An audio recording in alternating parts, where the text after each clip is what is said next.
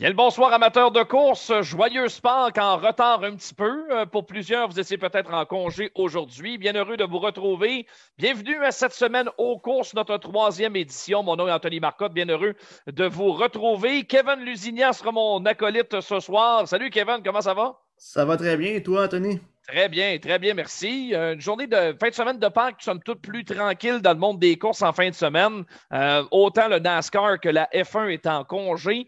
L'IndyCar n'a pas encore commencé. Il y avait un peu d'action sur la terre battue. Donc, notre mission au cours de la prochaine heure, en fait, sera de vous faire un petit survol de ce qui s'est passé à travers le monde du sport. Donc, on est prêt pour un gros show, un magazine qui devrait là, avoisiner les 1 heure à peu près à toutes les semaines. Salutations à Martin Danjou, toute l'équipe de FestiDrag. C'est vraiment les lundis sur le gaz, mon ami Kevin, avec FestiDrag à compter de 20 heures et les gars de course par la suite à 20h30. Et effectivement, c'est une belle collaboration qu'on a entre les deux pages et très content d'avoir les gens de FestiDrag qui nous écoutent également parce que oui, les gars de course, c'est pas juste à terre battue, mais c'est vraiment tout le sport automobile confondu. Donc, un plaisir de collaborer avec Martin de cette façon. Martin qui est dans le sud des États-Unis, là, en train de parcourir justement les États-Unis pour revenir par la côte ouest et revenir par Vancouver, la Colombie-Britannique. Donc, c'est tout un road trip que Martin, toute l'équipe de FestiDrag est en train de nous faire découvrir. Donc, bravo pour la première émission de cette saison 8. Quant à nous, aujourd'hui, Kevin, on a un gros menu là, au cours de l'émission. En fin de show, justement, on aura à vous présenter différents faits saillants du week-end dernier sur la terre battue. On va également discuter d'IndyCar, Kevin, plus tard dans l'émission ensemble. Ça commence très, très bientôt, le championnat nord-américain. Oui, effectivement, la première course IndyCar qui va avoir lieu au Barber Motorsport Spark le 18 avril prochain. Donc, il y a eu quelques petits changements. Des pilotes qu'on connaît qui ont fait le saut à IndyCar. On vous en parle un petit peu plus tard dans l'émission. Petite chronique intéressante. On va voir un petit peu plus sur un circuit qu'on n'a pas touché jusqu'à présent. Excellent. On va également discuter au cours de l'émission avec Yann Bussière, le promoteur de l'Autodrome Drummond. Vous avez peut-être vu passer hier sur la page des gars de course sur Facebook, sur notre site web, la tribune du coureur. C'est un projet personnel que j'ai pris en charge. Je trouve que le site de Players Tribune, qui en quelque sorte donne la parole aux athlètes, c'est évidemment pas eux qui écrivent eux-mêmes. Il y a ce qu'on appelle des ghost writers qui prennent le contenu, qui prennent les propos de l'athlète en question, qui le transposent sur papier. Et c'est ce que j'ai fait avec Yann Bussière. C'est comme ça que ça va fonctionner. La tribune du coureur. Donc, premier papier. Je pense que c'est particulièrement intéressant. On en apprend beaucoup sur les débuts de Yann Bussière comme promoteur. Il sera là justement pour nous parler de ça un peu plus tard. On va également recevoir le pilote Donald Teege qui a annoncé il y a quelques jours seulement sa retraite éventuelle de la course automobile. Dernière saison pour celui qui a popularisé le numéro 80 sur les circuits de course asphaltée du Québec. Donc, Donald Teege nous fait le privilège d'être avec nous aujourd'hui. On va jaser de sa carrière et de ses plans futurs, lui qui est un homme d'affaires bien reconnu dans la région de Québec. Et dans quelques instants, eh bien, on commence ça en force parce que Kevin, le monde des courses est en deuil, surtout celui sur la terre battue. Jumpin' Jack Johnson est décédé au début du week-end des suites d'une longue maladie. Véritable légende de la terre battue qui nous quitte, lui qui a connu énormément de succès au cours des années. Ouais, ben Jumping Jack était reconnu avec sa voiture 12A, comme on nous dit, on l'a vu, remporter Syracuse en 1979. Et justement, je pense qu'on est allé chercher le meilleur invité qu'on pouvait avoir ici au Québec pour nous parler de Jack Johnson. Je te laisse le présenter, Anthony. Moi, j'ai eu la chance de l'avoir avec moi, puis je vous le dis, c'est des heures et des heures de plaisir de discussion avec cette Ouais. personne-là. Ben justement, on va joindre l'utile à l'agréable en vous présentant notre prochain invité. C'est M. Gaston Salva qui va être avec nous dans les prochaines minutes pour bien sûr parler de Jack Johnson, lui qui l'a très bien connu de par toutes ses obligations avec la série Dirt.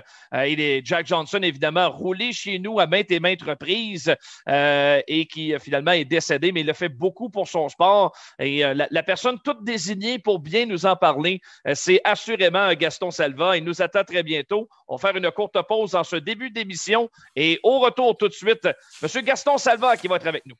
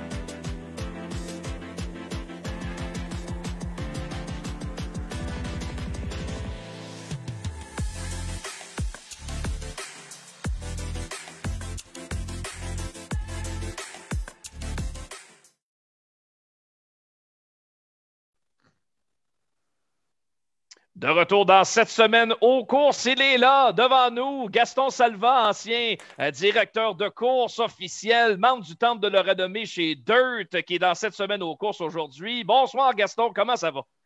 Bonjour Anthony, bonjour tout le monde.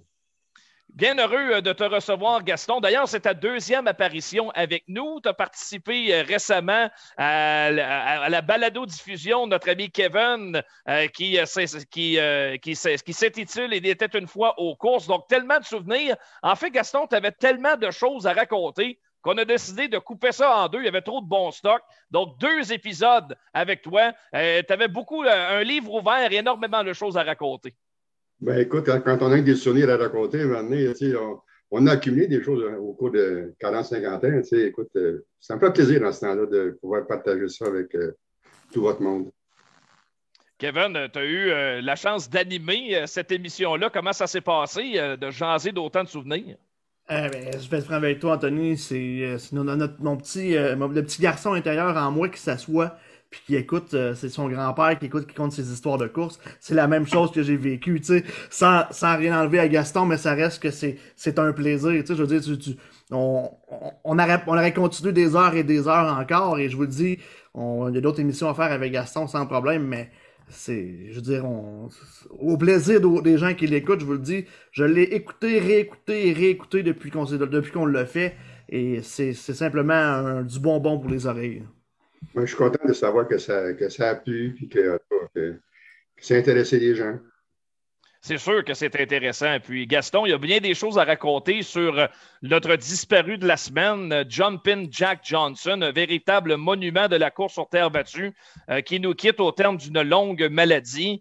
C'est tellement de souvenirs qui doivent te venir immédiatement en tête lorsque tu penses à Jack Johnson. Oui, effectivement. Ouais. C'est un gars que, tu sais, il y a des coureurs qui nous frappent, hein? Puis Jacques en était un. Moi, j'ai toujours vu ce gars-là comme le professionnel des courses, un des premiers, en tout cas, professionnels dans le monde des courses de terre battue. Et il y avait une prestance, Jack Johnson, que des individus ont, mais que pas tout le monde ont. Et puis, il y en est un, tu sais, sa démarche, sa façon de... C'était pas un gars qui était facile d'approche. C'est un genre de gars qu'on pourrait qualifier de loup solitaire. C'est un gars qui était enfermé. Mais lorsque tu l'approchais d'une sympathie, d'une humilité peu commune. C'est un gars extrêmement que j'ai bien apprécié les moments que j'ai passés avec lui à l'occasion. Le surnom Jumpin' Jack, ça vient d'où exactement, ça, ce surnom-là, Gaston? Écoute, il y a une couple de possibilités là.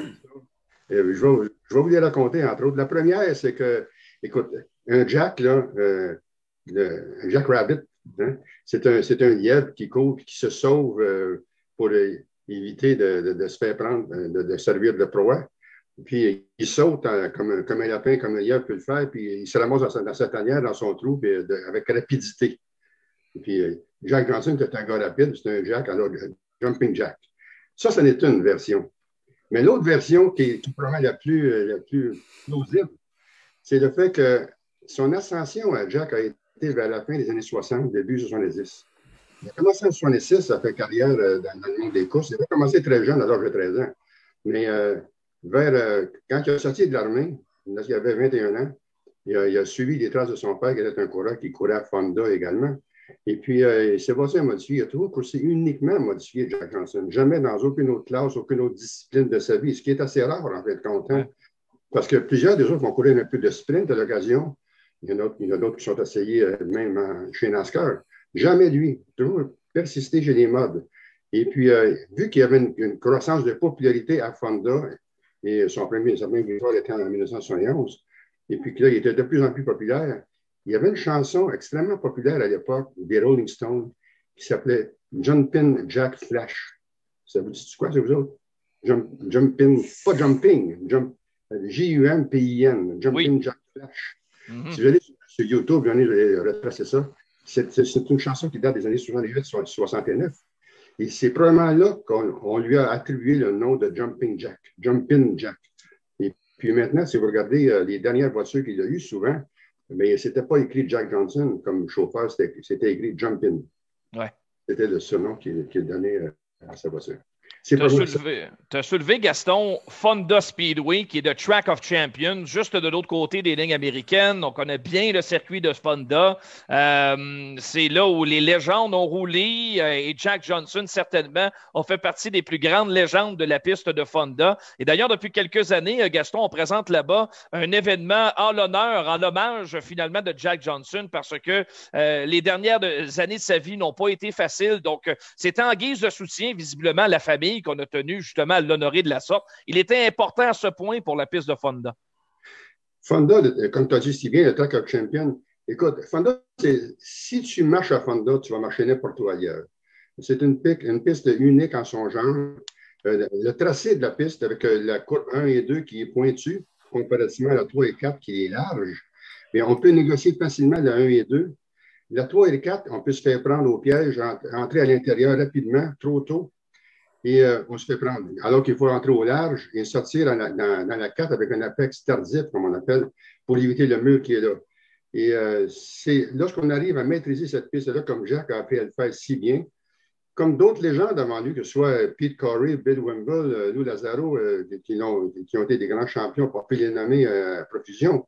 Jack a été la suite de tous ces champions-là.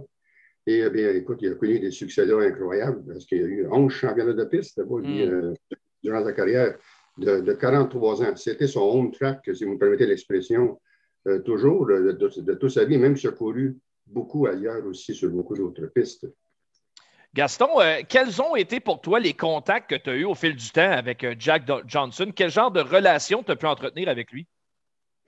Ben, écoute, dans la série des 358, il ne courait pas beaucoup dans ça, pas souvent. Sauf Syracuse, là, il ne courait pas dans ça. Mais j'ai souvent, par contre, fait des séries de gros blocs en relève au cours de toutes ces années-là. Et je l'ai vu, je l'ai côtoyé sur bien des pistes aux États-Unis, ici aussi à l'occasion également. J'ai eu toujours une bien bonne relation avec lui. J'ai une anecdote avec lui qui peut vous prouver, vous démontrer quel type d'individu il était. Ça se passe à Granby. C'est un soir d'un 200 tours, parce qu'on a eu des 200 tours à Granby à une époque des années 90. Il y en a eu 5 ou 6, je crois. C'était des fins de saison. Ça comptait pour les points énormément, ces courses-là, pour la série de championnats de dirt. Et puis, après un 200 tours, Jack Johnson, selon les marqueurs, il avait 199 tours. Il terminait, je pense, 8e ou 9e, une chose comme ça. Et lorsque j'ai fait afficher le résultat final au bout de. On n'avait pas de système AMB dans ce temps-là, c'était fait à la mi-temps. Lorsqu'il est affiché sur le tableau et qu'il y avait un tour en bas, il a demandé à me voir, puis il est venu me rencontrer d'une façon très calme, coutumière, comme c'est son gars, mais ferme. Il dit Gaston, avant d'amener laps down. À un moment donné, il était sur il se disait sur le 200e tour. Tu sais. Ben, je dis, on va regarder ça, Jack, et puis. J'ai demandé au scoreur, au marqueur, de refaire une révision. Puis effectivement, un l'avait, l'autre ne l'avait pas sur une sortie de pluie parce qu'il y avait des pistes là-dedans. Et puis, c'était une erreur de la part des marqueurs. On lui a redonné son tour. Au lieu de finir 8 ou 9, il finissait à 2. Toute une différence. Mais la façon dont ça s'est fait, là, dans un calme olympien, c'était ça, Jack Johnson. Pas de bras en l'air, puis pas de grands mots, puis pas de voix forte, tu sais, d'un calme, puis ainsi de suite. En tout cas, mais j'ai toujours eu comment je pourrais dire, donc, beaucoup d'estime pour ce personnage-là, mais qui, en fin de compte, les gars, je pense, a été le premier grand ambassadeur de Dirt, même si lui n'était pas le plus grand des partisans de Dirt. Jack Johnson, c'est un professionnel. Il a décidé à l'âge de 29 ans de courir professionnellement. C'était un mécanicien à la base aussi, au tout début de sa carrière, mécanicien de garage. Il a décidé maintenant qu'il ferait seulement de la course automobile à partir de l'âge de 29 ans. Il a suivi un peu les traces de Will Cagle, qui était un mentor un peu pour lui à cette époque-là. Il y a peut-être 2-3 personnes dans son entourage avec qui on pourrait dire qu'il frayait, si tu veux, qui était Will Cagle, qui était aussi Bob McCready, un peu à l'occasion. Et puis, il a décidé de faire un coureur professionnel. Et puis, c'est comme ça qu'il a fait sa carrière par après. Tu sais. C'est un gars qui, encore une fois, qui ne se mêlait pas à grand monde. Tu ne voyais pas dans des gangs d'autres coureurs. Les gars qui marchaient d'une place à l'autre un peu la tête à terre, qui regardaient au sol, drôle d'individus, mais extrêmement sympathique quand on le côtoyait personnellement. On a lu une panoplie de messages de sympathie au fil de la semaine, des gens qui l'ont côtoyé. Puis, ce que tu viens de résumer, Gaston, c'est l'ensemble un peu de l'œuvre. C'est un gars qui a été presque unanimement apprécié partout où il est passé. C'est un peu ça, Jack Johnson. Au-delà d'être un excellent pilote, il a eu un passage très marquant pour les gens qui l'ont côtoyé. Oui, très marquant. Tu sais, c'est un gars qui, encore une fois, ben, écoute, c'est un grand champion. Écoute, il a couru 43 ans, puis il a été 7 fois champion de dirt, de série au complet, j'entends l'année. C'est ce qui comprend les résultats d'une piste de course, les résultats de l'ensemble des courses Super de série durant la saison, puis Syracuse à la fin, puis les 200 tours, et ainsi de suite. Il était 7 fois champion, ce qui n'est pas plaisir. Écoute, mais il y a un ombrage au tableau de Jack Johnson. Ben, tout d'abord, vous savez qu'il a refusé d'être honoré chez Dirt peut-être 10 ans avant qu'il le soit. Ah oui? Oui, puis il se disait pas assez vieux, je suis encore un coureur, puis non, puis je refuse. Il a refusé.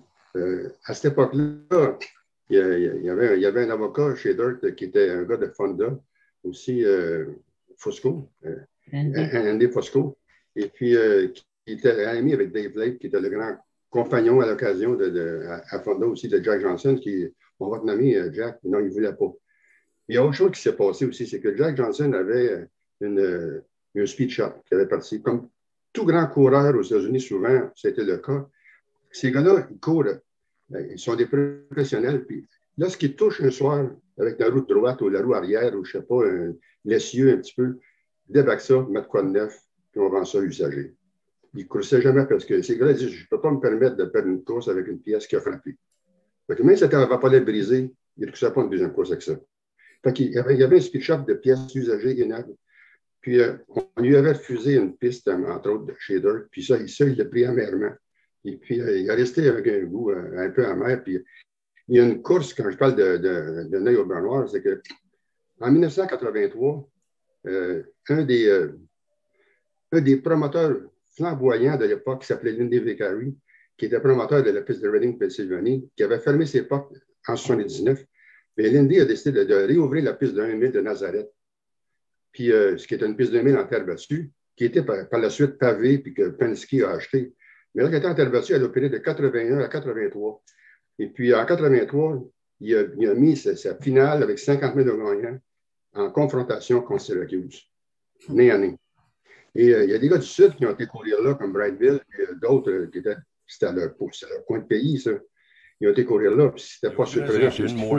Mais Jack Johnson, qui a boycotté Syracuse, puis aller courir là-bas, ça n'a pas passé. C'était tout un message. C'était tout un message. Puis lui, il dit, mais écoute, moi, je cours pour l'argent. Il ne l'a pas gagné, ce course-là, c'est Brightville qui l'a gagné, de 50 000. Tout de même, tu sais, ça a resté un peu un œil au beurre noir chez Dirt. Par après, en 84, par contre, il est revenu à Syracuse, puis il a gagné sa deuxième fois en 84. Puis même en 84, il a balayé la saison au complet parce que Syracuse, dans l'ensemble, avait 3 courses durant l'année. Une au mois de juillet, c'était Schaefer dans ce temps-là. Alors, il y avait une course au mois de juillet. Il y en avait une aussi au mois de septembre, le Labor Day Weekend Championship. Puis il y avait celle de la Speedway qui était un mois plus tard. Il a tout balayé. Mais il faut dire aussi, si vous me permettez, en 79, qui est quelques années avant ça, il était le premier à gagner Syracuse chez un gars du Nord, chez un Yankee. Pas personne du Nord n'avait jamais gagné Syracuse, puis la domination dans ce temps-là était faite par les gars du Sud. Tous ceux qui venaient des pistes de Nazareth, Reading, Flemington, Orange County même aussi. Tous ces gars-là du Sud avaient 3 ans d'avance sur New York. Comme New York avait 3 ans d'avance sur nous autres. Exact, oui. On avait, ceux qui étaient du Sud, ça dominait. Les Billy Osmond, puis Tasnelli, tout ce monde-là, Brad Bill, Chamberlain, ça dominait, ça, ces gars-là. Quand ça arrivait à Syracuse, Ruteman, puis aussi Balou. Alors, c'est pour ça que même Tobias a gagné aussi à Syracuse. Ces gars-là, ils dominaient. Ils arrivaient à Syracuse, là. Puis il faut dire qu'il y avait à cette époque-là quelque chose comme 225 modifiés dans le pit de Syracuse. Pas des petits blocs là-dedans, là, hein, des gros blocs. tu faisais des time trials pendant 3h30 de temps.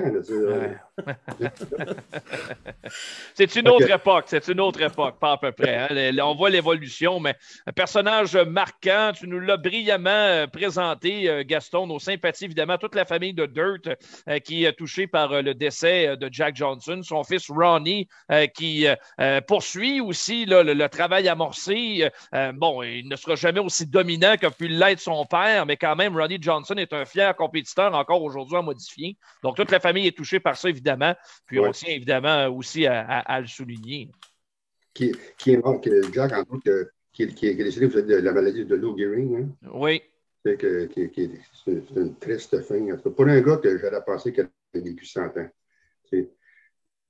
C'est qu'écoute, il aurait pu mourir au Vietnam aussi, parce que c'est un soldat qui est au Vietnam. Il faut te dire, hein, à l'âge de 21 ans, il a sorti de là en revenant du Vietnam. Alors, non, je pense que c'était un grand champion que c'est important que tout le monde se souvienne de lui. Puis j'ai communiqué cette semaine avec Buffy Swanson, qui est l'ancienne éditrice du Stock Car Racing Magazine. Puis j'ai parlé d'autres choses, puis en même temps, j'ai parlé de ça, que tu avais l'intention, Anthony, de faire quelque chose sur ça ce soir. Non seulement elle n'en revenait pas, mais elle était émerveillée par vous dire merci. Ben c'est super gentil. Super gentil. J'imagine, dans une autre langue aussi, de se faire rappeler le travail d'un pilote bien connu de l'autre côté. Ça doit parler encore plus. Donc, tant mieux si le message se rend de l'autre bord. Merci infiniment, Gaston, d'être passé avec nous. Puis, c'est sûr et certain que de temps à autre, des chroniques historiques, là, retourner dans le passé, t'es notre homme n'importe quand. Ah, si c'est possible, je le serai. Un grand plaisir. Salutations à Rachel. Merci d'avoir invité. C'est chose faite déjà. Bye-bye, Gaston. À bientôt. Bye-bye, Gaston. Bye. Bye, Martin. Bye-bye. Gaston Salva, qui est membre du Temple de la Renommée chez Dirt Car, qui est avec nous pour nous parler du décès, le triste décès de Jack Johnson, comme on l'a mentionné, décédé de la maladie de Lou Gehrig. On va faire une courte pause, mon ami Kevin. Au retour, on s'entretient avec Donald Teege, qui, lui, approche la retraite. Mais c'est un départ annoncé. Lui, il dit, moi, je prends ma retraite. C'est le temps maintenant de me payer la retraite une dernière fois sur le circuit canadien du NASCAR et également sur le circuit québécois. Donc, on fait une pause et Donald Teege va être notre invité. Au retour.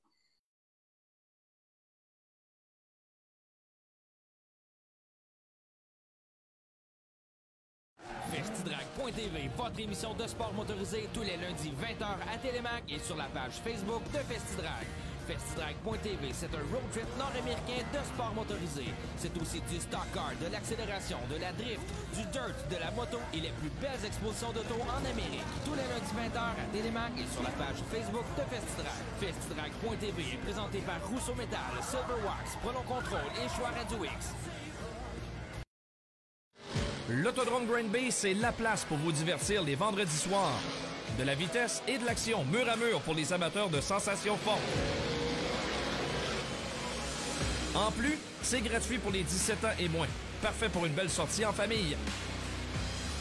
L'Autodrome Green Bay, c'est la piste sur terre battue la plus rapide du Canada. Venez vivre l'expérience sur place et vous pouvez même prendre le volant comme les pros. Contactez l'équipe de Driver Academy pour plus de détails.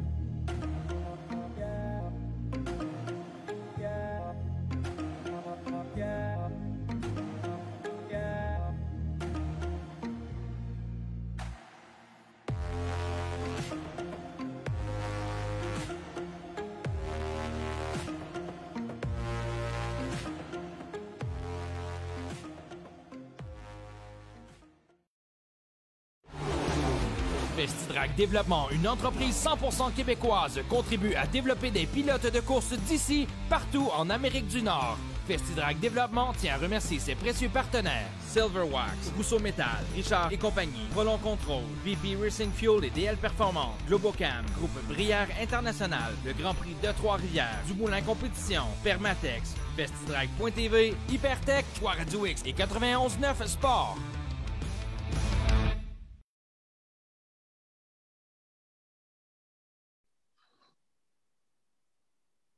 De retour à cette semaine aux courses, il est l'un des plus fiers compétiteurs que l'asphalte a connu au Québec au cours des 20 dernières années au moins. Donald Teege qui est avec nous. Salut Donald, comment ça va? Bonsoir, messieurs. Belle entrée, merci. Oui, ben, je pense que c'est une bonne entrée. Effectivement, ça dépeint bien le personnage, le pilote de course qui approche la retraite. À un moment donné, il faut se rendre à l'évidence qu'on a fait le tour du jardin et de laisser la chance à d'autres aussi. Tu as eu visiblement cette idée-là en tête depuis quelques années, Donald. Maintenant, c'est le temps de passer le flambeau. Elle a été où un petit peu la motivation derrière ça? Ben écoute, il n'y a pas nécessairement de motivation, mais comme on dit, chaque bonne chose a une fin. On a eu une bonne carrière du côté de LMS. On a été dominant à certaines années. La game a changé aujourd'hui. C'est réellement différent de ce que j'ai connu, moi, dans mon temps. Tu sais, aujourd'hui, les jeunes sont réellement plus près avec tout ce qui se passe au niveau du web, les pratiques en ligne, toutes ces choses-là. Fait qu'on voit que les pilotes se développent réellement plus rapidement qu'est-ce que nous, on le fait avec certaines pratiques, mettons, à l'occasion, 3-4 fois par année. Fait que la game a changé. Puis écoute, j'approche 55 ans, on veut faire d'autres choses avec la famille, on veut prendre du bon temps aussi. Je ne veux pas dire qu'on va arrêter d'aller voir des courses. J'ai encore le sport à cœur au maximum. Mais du côté de LMS, vu que j'ai réussi à vendre ma voiture, qui était une McCoy flambant neuve de 2 ans, je pense que j'ai dit, écoute, pourquoi pas la dernière course à vie de la série, dans la série LMS. À Québec. Vu qu'en plus, Montmagny fait une épreuve en mon nom, c'est réellement choyé. Je les remercie encore à l'Autodrome Montmagny, à Kenny et Mélanie qui me donnent un hommage. Écoute, je ne pensais jamais me rendre là, avoir une course en son nom, puis être encore en vie, comme Claude Leclerc puis Jean-Paul Cabana, c'est la même chose. Je suis plus jeune qu'eux, mais j'ai la chance d'avoir une course en mon nom. Fait que pour moi, c'est un honneur. Puis j'ai dit, pourquoi pas, ça ne serait pas la dernière course que je pourrais faire de la série LMS dans ma carrière. L'année dernière, c'était supposé, avec la pandémie, c'était une course en début de saison. C'était reporté et cancellé. Fait que, écoute, là, Kenny m'a parlé un petit peu. Il dit, est-ce qu'on recommence l'idée? Moi, j'ai réellement beaucoup d'intérêt. Fait que, on est rendu là. On a juste déplacé la date qui était supposée du 23 mai, parce qu'on a une course à Sunset Speedway en NASCAR. Fait on l'a remis le samedi soir, le 5 juin. Donc, des bonnes choses. Maintenant, on va se croiser des doigts qu'il y a du monde un peu dans les estrades pour t'applaudir comme dit ce doigt, par contre. C'est vraiment... Sinon, il faudra repousser le projet l'année prochaine, Donald, si jamais le gouvernement nous empêche de le faire. Écoute, tout ce que je souhaite, c'est que cette journée-là, on peut asseoir des gens dans les gradins, dans le pit aussi à l'intérieur, venir nous voir. Écoute, il y a beaucoup de monde dans ma carrière qui m'ont aidé, qui m'ont fait me démarquer aussi. Fait que j'aimerais ça les voir, tu sais. Fait que je souhaite de tout mon cœur qu'on soit capable de faire une dernière course devant les spectateurs, ouais. Surtout, écoute, comme on peut dire, mettons, avec les gradins remplis, puis avec une belle soirée de course comme on les connaît ici au Québec. Fait que c'est souhaitable. Honnêtement, c'est réellement souhaitable. On a parlé du présent, Donald. J'aimerais qu'on revienne un petit peu dans le passé. D'abord, tu as popularisé le numéro 80, qui n'est pas nécessairement le numéro à quoi on pense tout de suite, mais quand on pense à Donald Teach, c'est le numéro 80 qui nous vient immédiatement en tête. Parle-moi un petit peu de la naissance de ce numéro-là. Qu'est-ce qui avait motivé ce choix-là et comment ça avait commencé pour toi initialement au départ dans les courses? Écoute, on recommence réellement au début de ma carrière. C'est en mini-stock à Val-Bélair en 1986. La station de radio ici à Québec qui s'appelait CHRC 80 m'ont approché pour avoir une commandite. Ils nous donnaient du temps d'échange que je pouvais donner à mes commanditaires. J'avais déjà cédulé mon numéro, puis ils m'ont fait changer de numéro parce qu'ils ont dit obligatoirement, tu dois prendre le numéro 80. Puis écoute, depuis 1986 que je porte ce numéro-là réellement fièrement. C'est un numéro que, écoute, oui, qui m'a donné la chance de me faire connaître soit au Québec ou dans le nord-est des États-Unis à cause de mon numéro que j'ai gardé tout le temps de ma vie. La seule occasion que je ne l'ai pas eu, c'est quand j'ai fait de la NASCAR Pinties avec Scott Strictly. J'avais le numéro 22 parce qu'on ne pouvait pas avoir le numéro 80, mais depuis l'année dernière, vu qu'on a une nouvelle écurie avec David White, ben, il était capable d'avoir le numéro 80. Fait que c'est pour ça que je poursuis avec le numéro 80 en NASCAR aussi cette année. Tu as eu l'occasion de te payer la traite au cours des dernières années à courir en Xfinity, qui est pour bien des coureurs, peut-être même un rêve inaccessible, mais tu as eu la chance justement de courir à plusieurs reprises en Xfinity. Quelle a été pour toi l'expérience de rouler là, dans l'antichambre vraiment de la Coupe NASCAR? Écoute, c'est une bonne question que tu me poses ce soir parce que je pense que les deux dernières courses de la série Xfinity que j'ai faites à Martinsville puis à Phoenix m'ont fait réaliser plusieurs choses. Écoute, premièrement, si je suis honnête, je n'aurais pas dû embarquer dans cette voiture-là à Mario Gosselin après une absence de presque 1 an et demi de course automobile en Xfinity, première des choses. En ayant simplement 3 courses en NASCAR Pinty's aussi avec la saison de la COVID qui ne nous a pas réellement aidés. Fait que ça a fait que, honnêtement, je pense pas que j'étais prêt.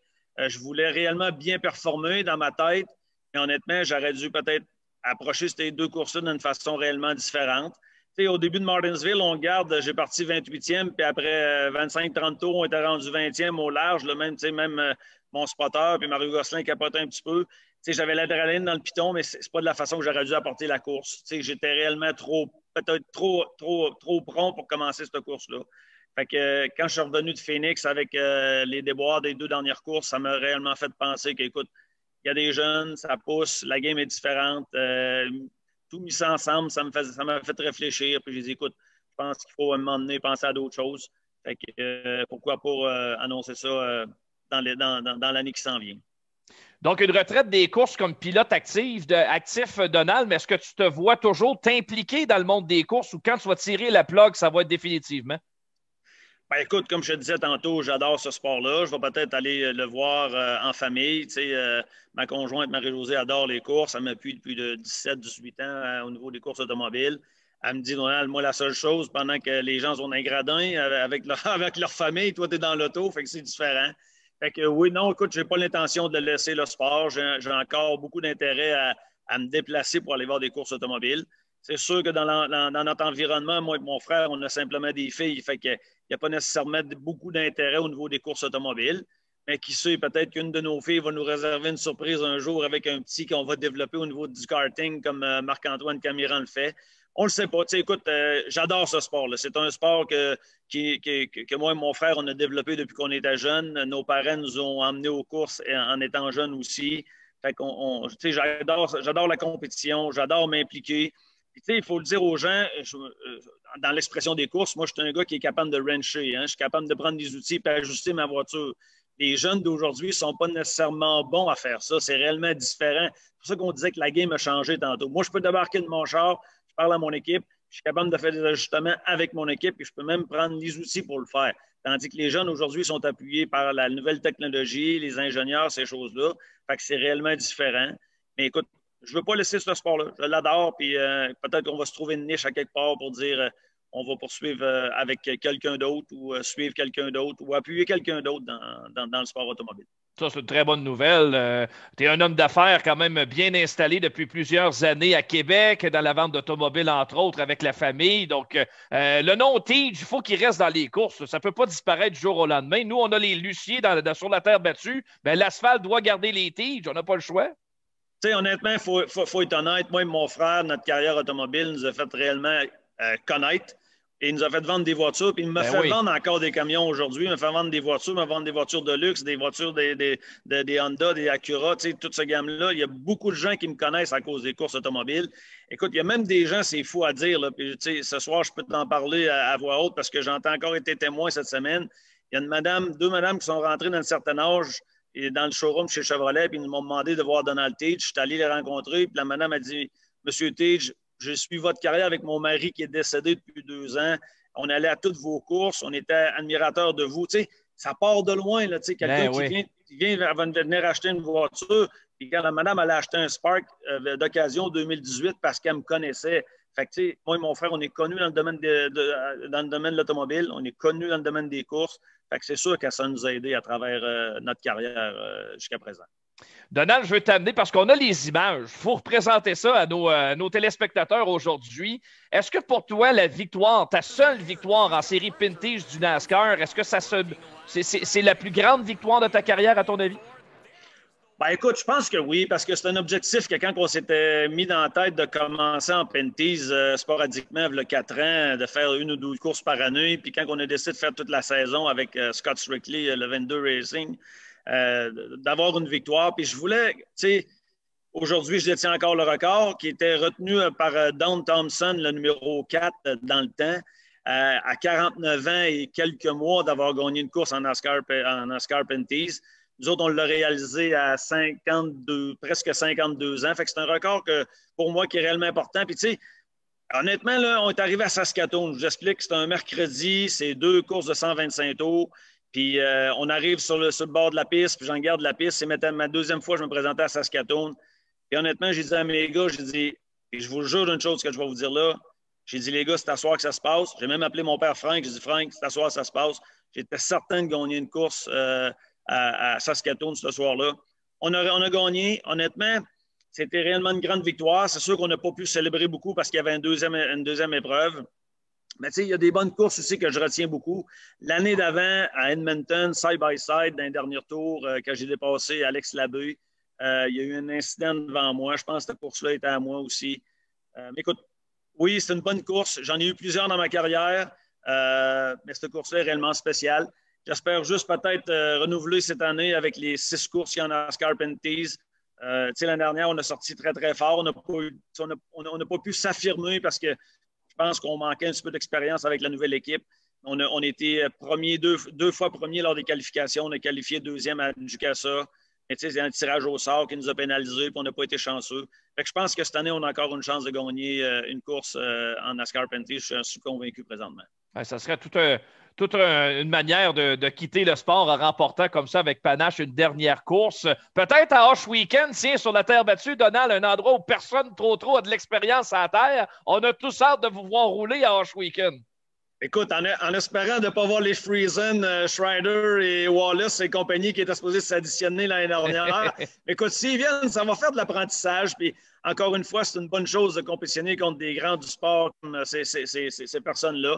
Mais oui, écoute, il n'y a pas beaucoup de monde qui a réellement de l'apprentissage à ce niveau-là. Mais je pense que ça va être un nouveau défi. Première fois sur la Terre pour moi. Fait que peut-être une séance de pratique ou deux avant aussi de testing avant de se rendre à Oswego. Mais écoute, ils nous ont dit que ça serait réellement un bon show. Je pense que les gens ont mis de la grosse argent. Ils nous ont même dit que la course, ça serait live on TV.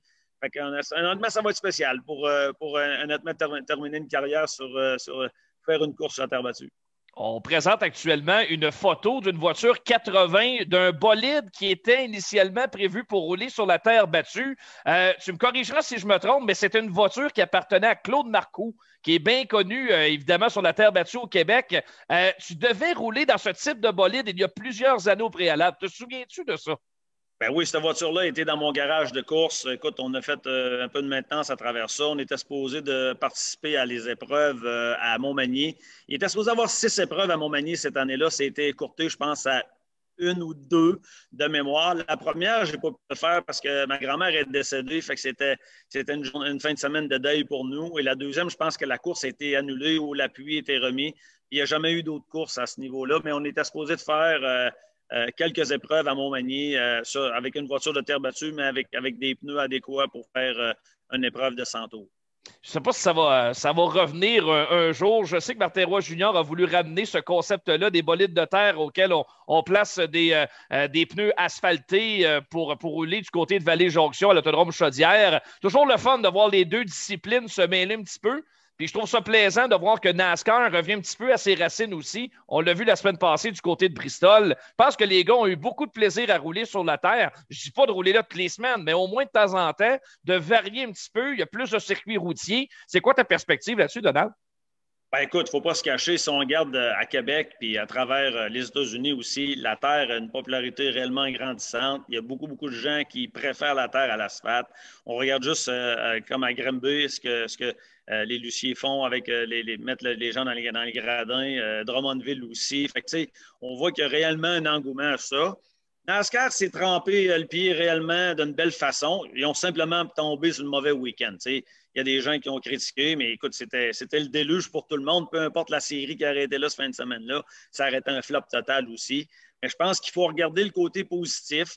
Il y a des gens qui ont dû regarder la course. Moi, j'aurais aimé ça voir les codes d'écoute le dimanche versus le lundi. C'est complètement différent. Il ne faut pas oublier une chose, on a eu une course extraordinaire en pick-up.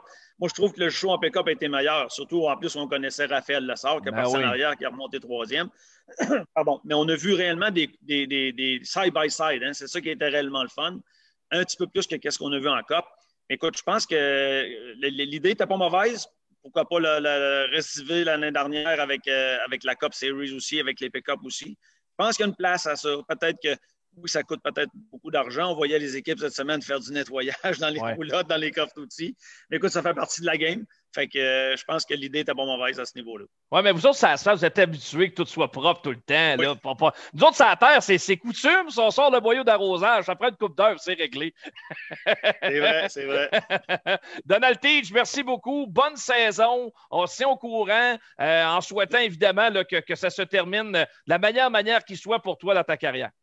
Écoute, oui, si les gens peuvent, si on peut avoir des gens dans les gradins, ce serait le fun. J'ai eu la confirmation aussi que Patrick Lapelle va venir à cette course-là. On était réellement deux grands compétiteurs que je pense qui ont peut-être transformé une certaine période du stock car au Québec. Une grosse rivalité. C'est sûr que probablement Patrick a eu l'avantage sur nous à quelques occasions, mais je pense qu'on n'a jamais donné notre place. Puis, pourquoi pas un green-white checker side-by-side à la fin, comme on a connu à quelques occasions avec le 91, puis qui donne réellement un spectacle que les gens apprécient. Fait que cette journée-là, j'espère qu'on va avoir un bon spectacle puis que le meilleur gagne, comme on dit. Deux fiers compétiteurs, ça c'est le cas de le dire. Vous avez marqué votre époque, messieurs. 90 et 2000, c'est pas mal l'époque Donald Teach et Patrick Lapelle. Merci, Donald. Vraiment le fun de t'avoir eu avec nous dans cette semaine aux courses, puis au plaisir. Merci, messieurs. Bye-bye. Donald Teach qui prendra sa retraite au terme d'une brillante carrière sur les circuits asphaltés du Québec et un petit peu partout aux États-Unis et au Canada. On fait une pause dans cette semaine aux courses et au retour, le promoteur de l'Autodrome Drummond, Yann Bussière. Restez là.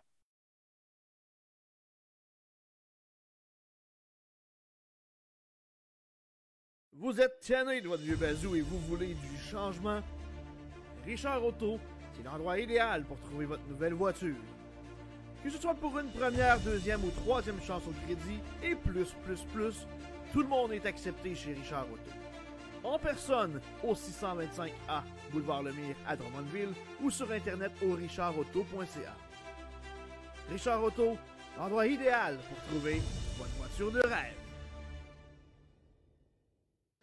L'Autodrome Green Bay, c'est la place pour vous divertir les vendredis soirs. De la vitesse et de l'action, mur à mur pour les amateurs de sensations fortes. En plus, c'est gratuit pour les 17 ans et moins. Parfait pour une belle sortie en famille. L'Autodrome Green Bay, c'est la piste sur terre battue la plus rapide du Canada. Venez vivre l'expérience sur place et vous pouvez même prendre le volant comme les pros. Contactez l'équipe de Driver Academy pour plus de détails.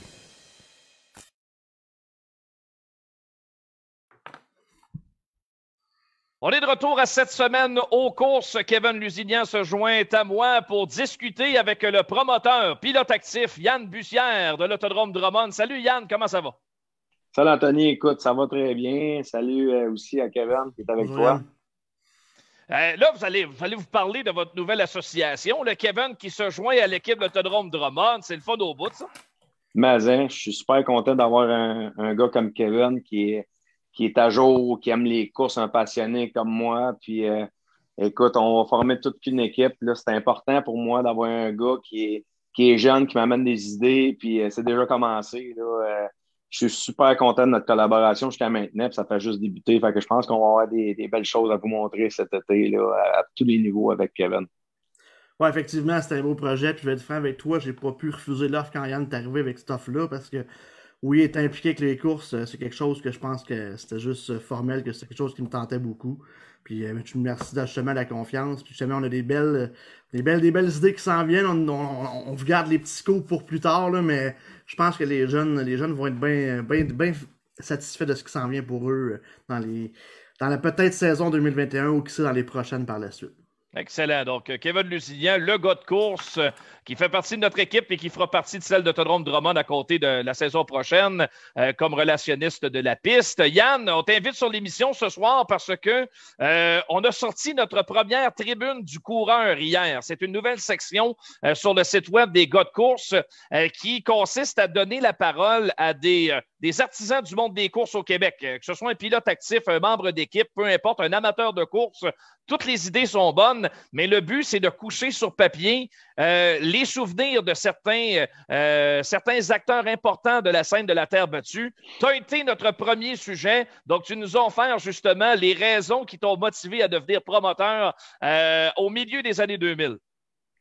Oui, écoute, merci beaucoup Anthony de m'avoir remémorer ces souvenirs incroyables-là. Même, il y a ma fille, mon petit gars, je les avais jamais compté ça, comment c'était arrivé, ça, que l'Autodrome Drummond arrive dans ma vie. C'était super, là. J'ai aimé ça, te raconter ça. Puis tu sais, veux pas, on a des flashs par la suite. Quand j'ai parlé avec toi assez longuement de cette histoire-là. Puis là, il m'est revenu des choses. Puis je parlais avec Carl par la suite. Puis, hey, ça, tu n'as pas pensé. Puis lui non plus, il ne pensait pas à certaines choses que j'avais écrites. Fait que, tu sais, c'est quelque chose, là. Ça fait quand même assez longtemps. Puis, il s'en passe des affaires. Hein. On sait, ça va vite. Puis, mais je pense que l'histoire que vous avez eue, c'est pas mal la vraie puis la bonne. Puis j'en suis fier. C'est un beau dénouement. Puis c'est rendu ma vie, l'Autodrome Drummond. Puis je l'ai sur le cœur. Puis c'est ça. En parlant de cœur, tantôt, ça m'amène à vous parler de ça parce que c'était un heure de souper bien émotif pour moi parce que Kevin m'a envoyé le vidéo. On a fait une petite vidéo ensemble pour la promotion pour l'Autodrome en 2021. Puis là, j'ai vu Kevin avait mis des images de la foule, tu sais, les gros blocs, là. Puis c'est venu me chercher vraiment en émotion. Écoute, j'ai pas peur de le dire, j'en ai pleuré. Puis c'était dur pour moi parce que je suis pas un gars qui broye jamais. À peu près, la dernière fois que j'ai pleuré, c'est quand mon chum il est mort, puis on est allé l'enterrer, Danny, le dos à Victo. Puis là, je sais pas, c'est venu me chercher de voir la foule dans les estrades, puis je me disais, ça n'a pas de bon sens, on n'est plus capable de faire ça. Puis quand on va être capable de le faire, puis on va être capable de le faire cette année, tu sais, puis moi, je parle de ça tous les jours, plein de monde, tu sais, puis le monde a besoin de savoir ce qui va se passer. Puis aujourd'hui, c'était pareil. Tu sais, parler de ça avec Mme Morin, la femme à Robert, quand je suis allé voir Steve pour chercher des taux. Puis on parlait de la situation. Puis, tu sais, je lui dis ce qui se passe. Puis tout ça. Puis c'est dur tout le temps parler de ça. Parce que même moi, tu sais, autant que le premier ministre peut faire une décision, changer de décision en 24 heures, comme qui est arrivé la semaine passée, bien, imaginez-vous, nous autres, comment on ne sait pas sur quel pied danser. Fait que, tu sais, c'est bien émotif. Puis pour moi, j'ai eu un surplus d'émotion tantôt quand j'ai vu ça. La foule, puis la vidéo qui m'a rentré dedans. Puis je peux vous dire que j'ai hâte à ce moment-là que ça recommence. Puis les fans aussi, puis tout le monde du monde de toutes les courses, pas rien de la terre battue.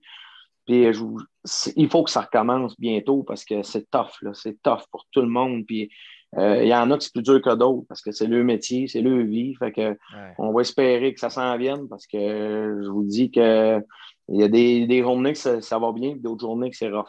Oui, et puis je te comprends pleinement. On fait tous les deux un métier dans l'événementiel où on a été directement touchés. C'est bien beau se dire ça va aller mieux, mais on ne sent pas vraiment une hâte de la part du gouvernement pour aller dans cette direction-là. À tort ou à raison, c'est peut-être dans 15 ou 20 ans qu'on va le savoir. Ça, c'est la grande question. Ouais. Mais tu as raison, moi aussi, ça me manque drôlement. Tu sais, c'est bien beau annoncer des courses pour le web, puis je fais ça dans le hockey actuellement, mais ça n'aura jamais la même portée, la même saveur, à mon avis, qu'annoncer au micro devant une foule en délire, comme ça a été le cas depuis le début de notre association ensemble. Yann, ça fait 12 ans que j'annonce aux courses, puis il va y avoir une tâche au dossier, c'est cette fameuse pandémie, parce que pour moi, on va... Tu sais, il y a eu des beaux moments l'an passé, mais je veux dire, on va les oublier bien vite, parce que pour moi, les courses, c'est un grand récital, ça doit être un événement commun qu'on partage avec l'amateur de course. Tu as parfaitement raison. Puis c'est ça qui est le fun, tu sais, quand on est là puis qu'on ressent la vibration de tous les spectateurs qui sont là puis qui nous encouragent puis qui amènent l'ambiance dans toute cette soirée-là, tu sais, puis on en a des soirées magiques, on en a eu plein à l'Autodrome Drummond, puis ça me manque vraiment. Puis même si on fait des courses, tu sais, oui, je remercie tous ceux qui sont venus l'année passée, c'est super, mais on n'a pas le même feeling, tu sais, puis au moins on garde ça en vie, mais c'est dur de garder ça en vie dans ces conditions-là. Tu sais, on a hâte que ça se place parce que c'est tenir ça à bout de bras, là, c'est tough. C'est tough. C'était déjà tough avant parce que, tu sais, on se le cachera pas, c'est pas facile faire des courses à toutes les grosses saisons, puis de préparer tout ça, puis que ça soit autant super pour le spectateur que pour les pilotes. c'est tough. Mais là, dans ces conditions-là, c'est d'autant plus. Puis, on veut au moins, je pense que tout le monde va apprécier plus quand ça va repartir. J'espère que ça va être quelque chose autant les pilotes, les spectateurs qui vont dire, on est chanceux d'être là tout ensemble, puis dans l'estrade, puis les pilotes d'avoir, qui vont apprécier d'avoir les spectateurs en grand nombre, les acclamer. Il faut que les gens soient reconnaissants de ça.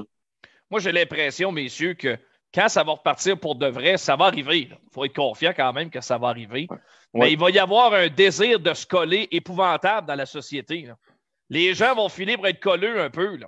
Et je pense que moi, il va y avoir une frénésie jamais vue pour les événements. En tout cas, moi, je peux te dire une chose, là. Piquez-moi demain matin, puis je m'en vais m'asseoir des estrades partout. On va avoir du fun, ça va être grave. Alors moi, c'est ça. Là. C'est ça. Là. J'ai une soif incroyable d'aller aux courses, d'aller voir des événements sportifs, d'aller voir des shows de musique. Moi, j'ai confiance que quand on va donner l'occasion aux gens de retourner là-dedans, on va l'apprécier encore plus. Je l'espère. Tu n'as pas idée, tu ne peux pas savoir comment j'espère ça, Anthony, que les gens nous oublient pas, qui viennent justement renouer, puis en grand nombre, puis qu'ils n'aient pas peur, puis qu'on mette de l'ambiance, puis de la musique, puis des feux d'artifice, puis go, tu sais, que ça reparte. Fait que c'est mon seul objectif, c'est d'essayer de donner mon mieux pour que les gens viennent à l'autodrome, puis j'espère qu'on va le vivre en 2021. Peut-être pas au début de saison, mais j'espère qu'on va le vivre dans la saison. Puis en 2022, qu'on n'en parlera plus, qu'on va avoir oublié ça, puis qu'on va dire, hey, t'en souviens-tu, l'année passée, comment c'était à Galles, puis en 2020. Mais là, c'est fini, c'est derrière nous, puis on recommence. Puis, tu sais, que ça soit au minimum comme qu'on était avant, tu sais, en 2020, avec des belles foules à toutes les courses. C'était quand même super le fun. Puis, on ne peut pas dire qu'on a eu des soirées, pas de monde. Tu sais, quand il n'y a pas de monde, d'autres, c'est parce qu'ils mouillent. Fait que, tu sais, on était chanceux, puis avec les fans, puis j'espère qu'ils vont être au rendez-vous quand ça va repartir comme il faut. Moi, j'ai hâte, en tout cas, de voir tout le monde, puis de les saluer, puis tu sais, de voir comment ils vont réagir à tout ça, là, tu sais. Le monde, ils vont plus à des événements, là, que ça soit n'importe quelle sorte d'événement. Comme tu disais, Anto, on a hâte, tu sais. Moi, j'aimais ça aller voir des spectacles d'humour. C'est fini. Là. J'ai hâte de retourner voir ça, un spectacle d'humour.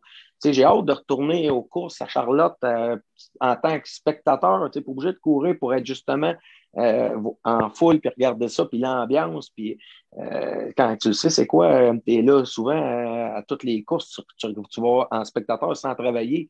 Puis ça nous manque tellement. Fait que je pense que faut être patient, mais j'espère que ça va être sérieusement cet été. Là. Kevin, tu semblais vouloir ajouter quelque chose là-dessus? Ben, effectivement. Puis je pense le fait que les gens ils ont tellement manqué. Tu sais, je veux dire, on leur a privé de ce qu'on. Tu sais, les gens, dans le passé, il y a des soirées que on y va pas, on y va pas. Mais là, on a tellement créé un manque en 2020 et qui sait peut-être en 2021 que je pense que ça va être. On se le cachera pas, là, je pense que ça va être plein dès le programme d'ouverture, dès qu'on va avoir la chance de tous se réunir et remplir l'estrade. Puis c'est ce que je souhaite moi aussi parce que on s'entend les foules aux courses ici au Québec, les gens sont des vrais amateurs. C'est ça qui est le fun. T'sais. L'ambiance fait en sorte que c'est un feeling. C'est la messe du samedi soir, les courses, exemple à Drummond, ou le vendredi à Granby. Puis c'est ça qui est le fun, justement. Puis j'ai le feeling que c'est ça qui va arriver dès que tout ça va être dernier août, comme Yann dit. Oui, on a tous hâte que ça arrive. Yann, quelques petits aspects dans la tribune du coureur. Il y avait certaines choses que je connaissais, d'autres un petit peu moins. Et je ne savais vraiment pas comment ça avait commencé. Es-tu capable de nous résumer un petit peu comment, au tout début, l'idée de devenir promoteur à l'autodrome Drummond t'est venue en tête parce que rien ne te prédestinait à devenir promoteur de course? Non, ben moi, j'ai tout le temps été en affaires dans la vie. J'ai tout le temps eu ça en moi. J'ai fait de la vente beaucoup. J'ai eu un restaurant. J'ai fait beaucoup de choses. Puis, par exemple, ça, non, je ne me voyais pas. J'avais jamais pensé à ça, être promoteur. J'aimais ça aller aux courses en tant que coureur. J'aimais ça aussi en tant que spectateur parce que j'allais quand même voir des courses ici et là, des gros shows quand je participais pas. Puis le fait que ça s'est présenté, c'est parce que l'autodrome était sur le point de fermer. Comme je disais dans notre entrevue. Moi, je voulais pas. Je voulais continuer à courser. Je ne pouvais pas concevoir qu'il n'y ait plus de course à l'autodrome. Puis là, je voyais bien que ça s'enlignait vers ça. Puis je me suis dit, pourquoi pas? Puis avec Carl qui était capable, on était vraiment... on faisait une belle paire. Fait que c'est ça qui faisait en sorte, il y avait ses forces, j'avais les miennes, qu'on a pu bâtir ça, de ramener ça sur la map. Parce que je peux dire que l'autodrome, quand c'était annoncé que c'était pour être la fin, il n'y avait plus beaucoup de monde dans les estrades, c'était triste. Puis on a ramené ça petit peu par petit peu, mais il y a eu un engouement qui s'est créé rapidement, puis c'était un succès rapidement. Fait que, écoute, c'était stressant, on ne savait pas dans quoi qu'on s'embarquait, puis on a fait plein d'erreurs, mais on a fait des bons coups aussi. Et il y avait la présence de Carl Labonté qui est arrivé dans tout ça. Au début, vous avez fait, vous avez été les copromoteurs de l'autodrome pendant 3 années. Beaucoup de projets importants, changer la conception du circuit, tout un projet. Mais tu tenais aussi au niveau événementiel, Yann, à recréer un petit peu l'ambiance du Canadien de Montréal. C'était de créer un petit centre belle, mais version course automobile. Oui, c'est ça. J'avais des idées que tu allais chercher, je ne le cacherai pas, quand j'allais au Centre Bell. Puis je trouvais ça tellement hot, l'ambiance qu'il y avait là, puis la musique, puis la mascotte, puis toute cette frénésie-là pour le Canadien. Je me disais, pourquoi qu'on n'essaye pas d'amener ça aux courses pour que ça soit différent? Puis on l'a fait. On l'a fait. Hein. On l'a fait avec un DJ. Pour la première fois, on voyait ça, un DJ sur une piste de course.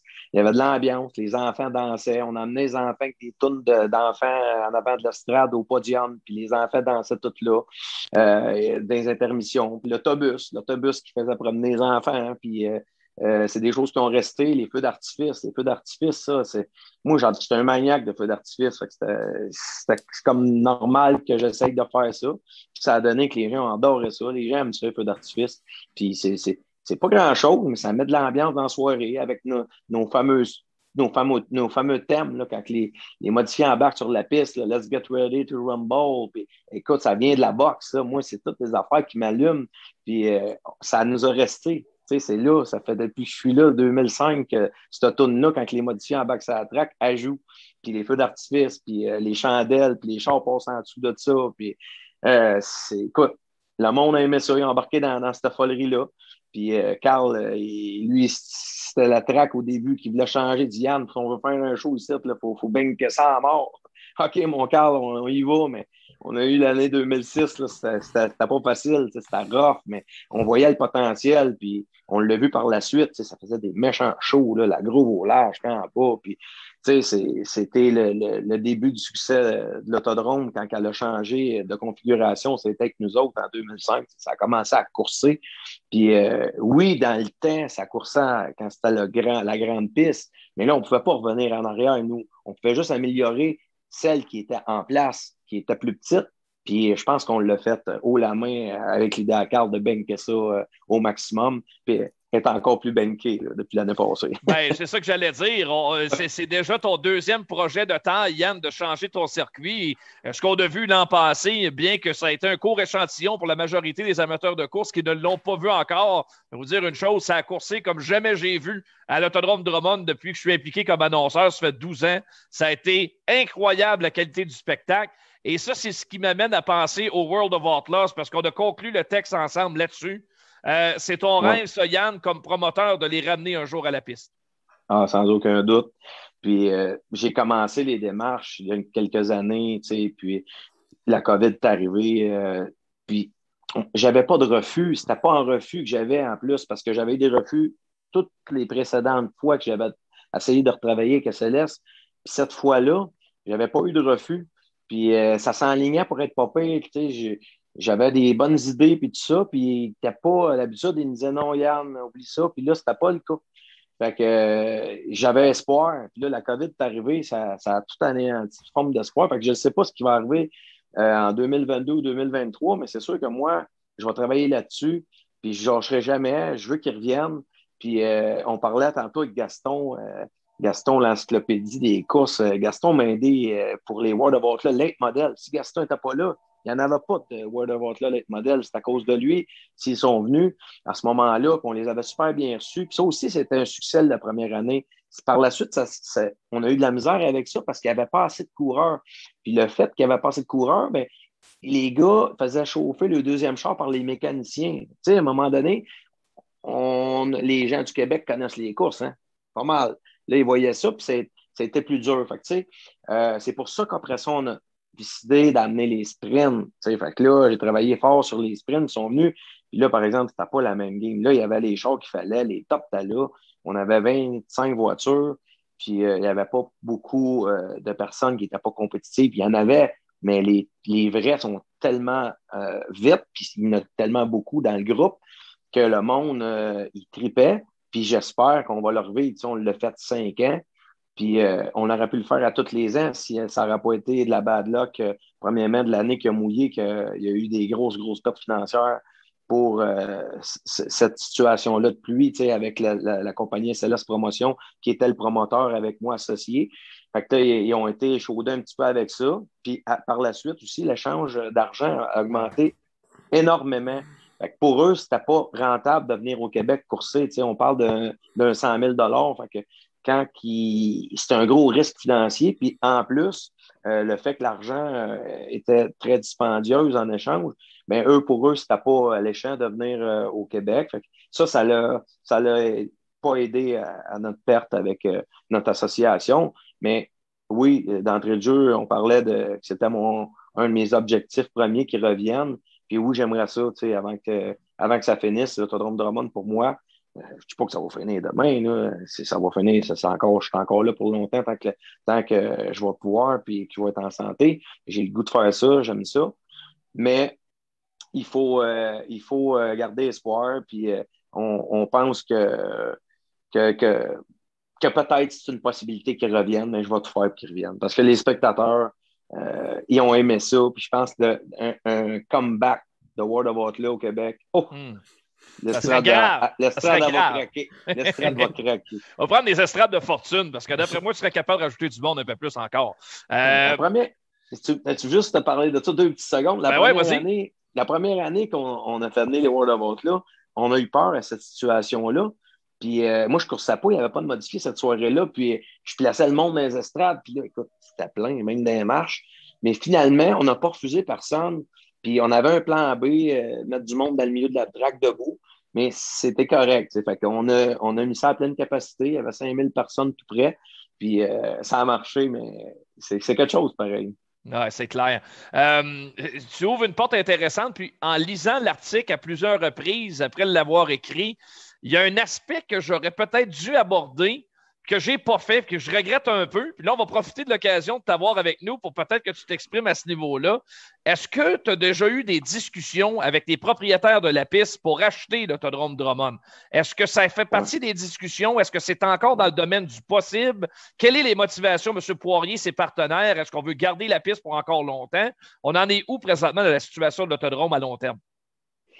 Ben oui, pour répondre à ta question, j'ai déjà essayé d'acquérir l'autodrome, plus dans les débuts, mais ça n'a pas fonctionné parce que les propriétaires voulaient avoir beaucoup d'argent.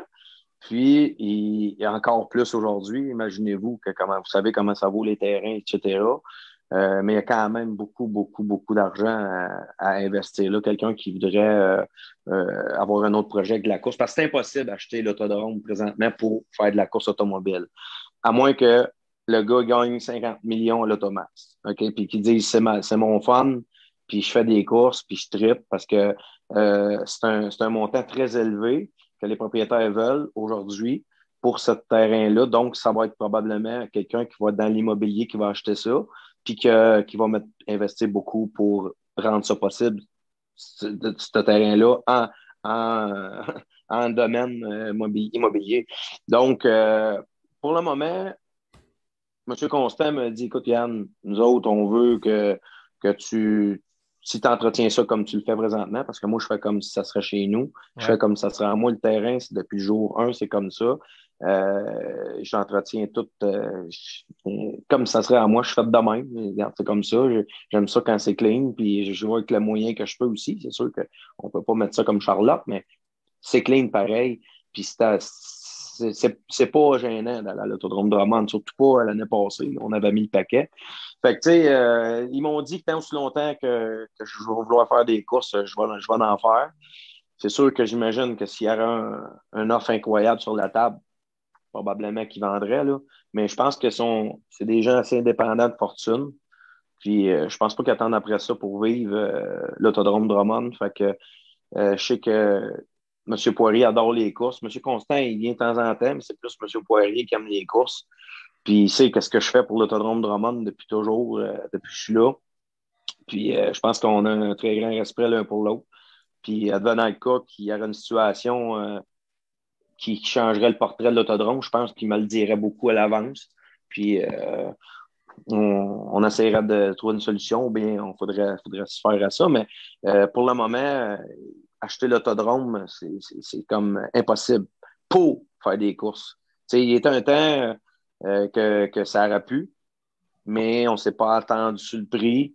Puis c'est comme ça, c'est des décisions d'affaires. Puis c'est comme ça, c'est tout. Là. Ils sont deux là-dedans. M. Constant est prioritaire actionnaire. M. Poirier est minoritaire. Puis je pense que M. Constant, c'est lui qui prend les décisions finales. Ouais. Puis c'est comme ça. C'est sûr que j'aurais aimé ça avoir l'Autodrome. Ça serait différent. Tout serait différent. Comme présentement, c'est stressant pour moi financièrement au bout parce qu'on n'a pas d'aide gouvernementale de subvention. On a eu des prêts pour nous embarquer plus de sa tête. Mais si le terrain serait à moins, ça serait pas mal moins stressant, la situation. Tandis que là, écoute, moi, pour faire de l'argent, pour que je gagne ma vie, il faut qu'il y ait des courses. Puis il n'y en a pas. Fait que c'est tough, puis il faut que ça reparte. Yann, on t'entend bien. Maintenant, on donne ça dans les mains du gouvernement. C'est eux qui vont trancher au bout de la ligne. On est complètement impuissants face à la situation actuelle. Des fois, c'est pas toujours facile de devoir composer avec ça. Mais bon, le beau temps s'en vient. J'ose croire que les cas vont baisser comme ça a été le cas l'été passé. Je vois mal pourquoi ce serait différent. Et là, il y a la vaccination en plus que ce qu'on n'avait pas l'an passé. Donc, je croise les doigts, mon vieux. On va aller au cours. Oui. Demain, le premier ministre Legault à 5 heures, je ne sais pas si tu le savais, Anthony. Ouais. Fait que, quand il est à 5 heures, on a des nouvelles, des fois bonnes, des fois pas bonnes. Mais là, de cet incite, c'est stressant. Fait que j'ai hâte de voir, qu'est-ce qu'il va. Il va-tu serrer à la vis encore plus? Ou bien, nous autres, à Drummondville, on est en zone orange.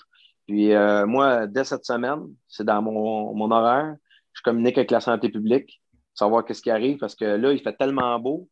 Il annonce 19 degrés 2 jours d'affilée en fin de semaine prochaine. Mm-hmm. Moi, l'Autodrome Drummond, mon ennemi, c'est le printemps, c'est la température puis la neige. Mais là, je ne l'ai pas, cet ennemi-là.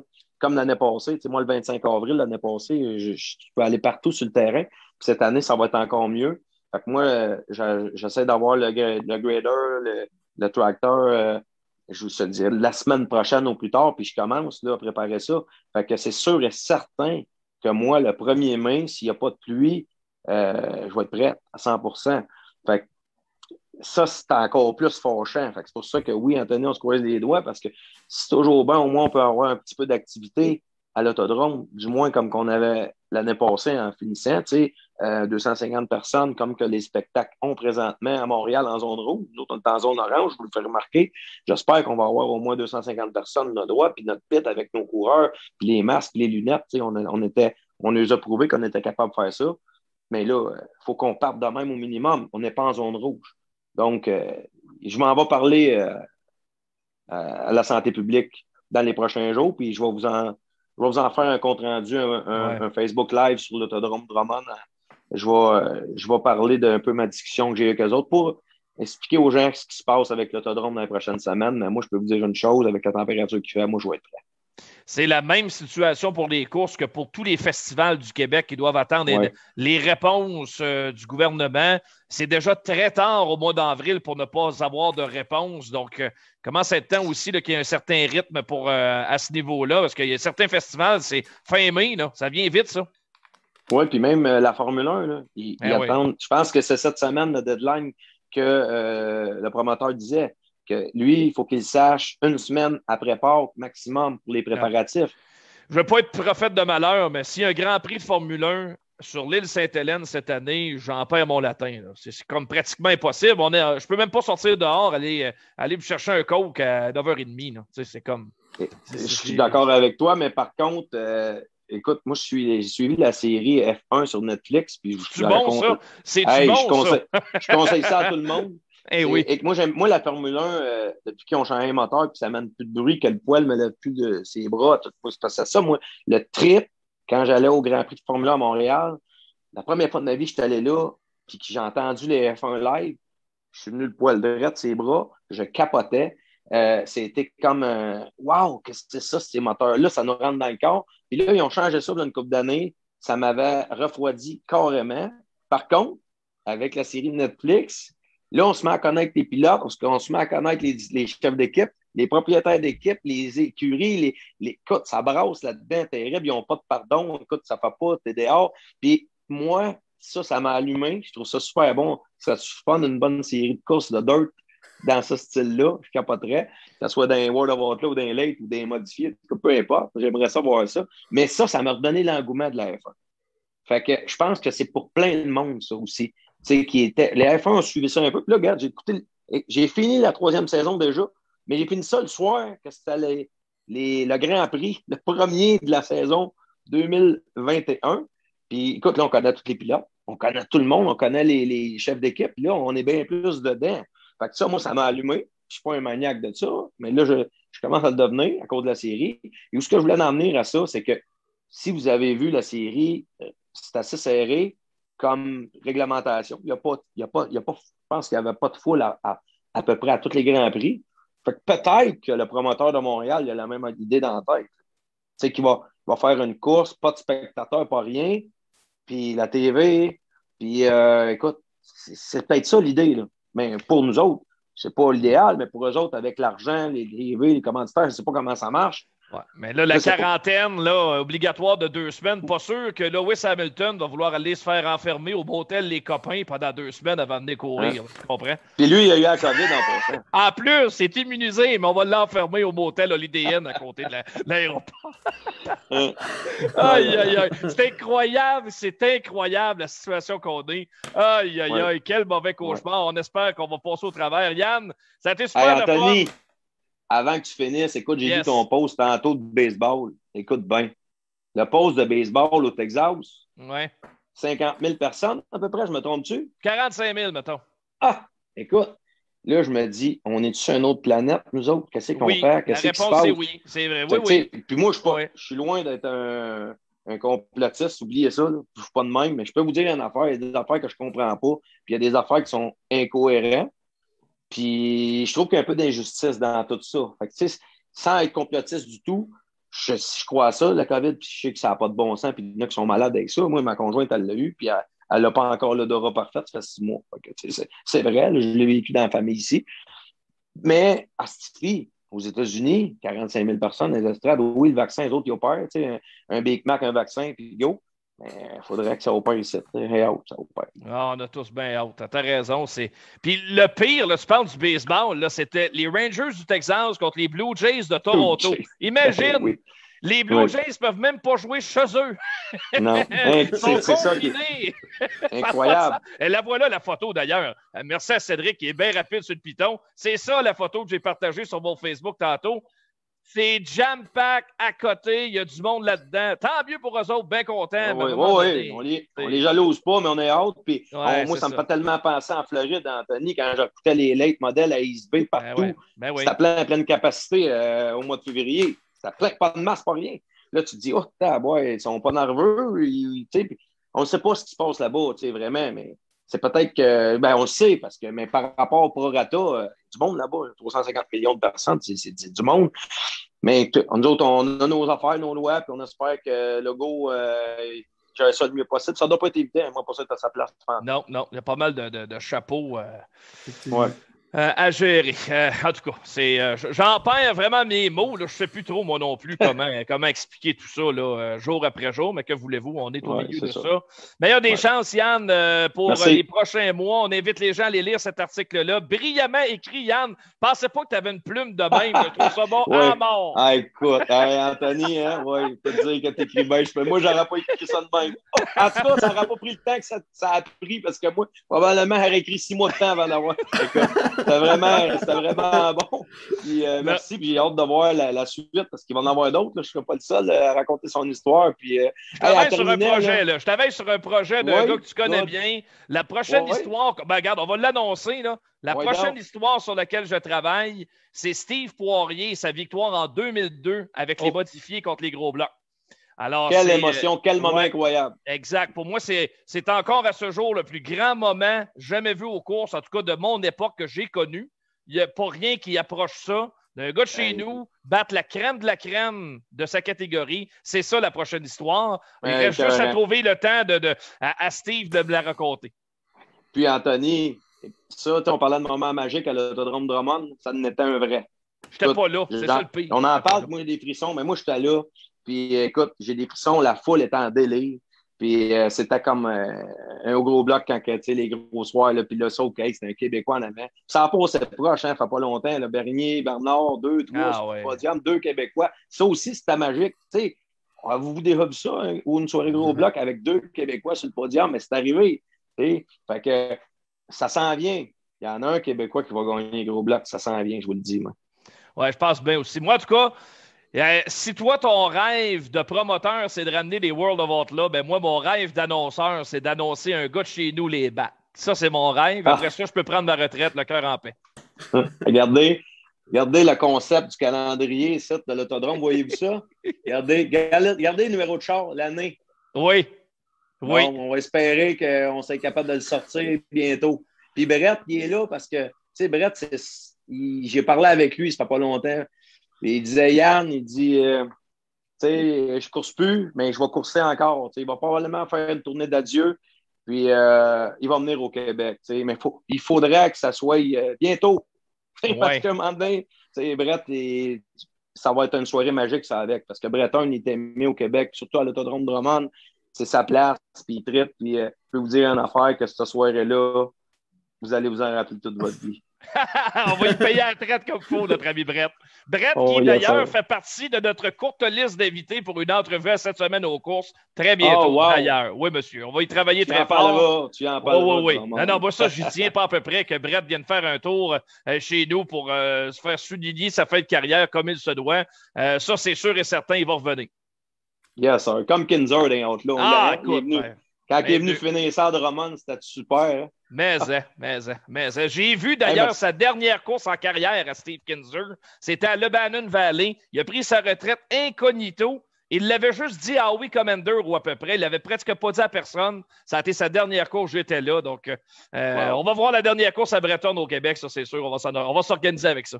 Yes, sir. Merci, les boys. Merci, salut. Bye. Salut. Yann Bussière, promoteur de l'Autodrome Drummond. Regarde l'heure, mon Lulu, puis ça passe vite, hein? Ça passe vite. Ça va vite. Quand on parle de course et qu'on a autant de plaisir. On a une pause à faire, laisser la place à nos annonceurs. Et au retour, on discute de l'IndyCar, début de saison très bientôt dans le circuit de monoplace numéro 1 en Amérique du Nord. Restez là.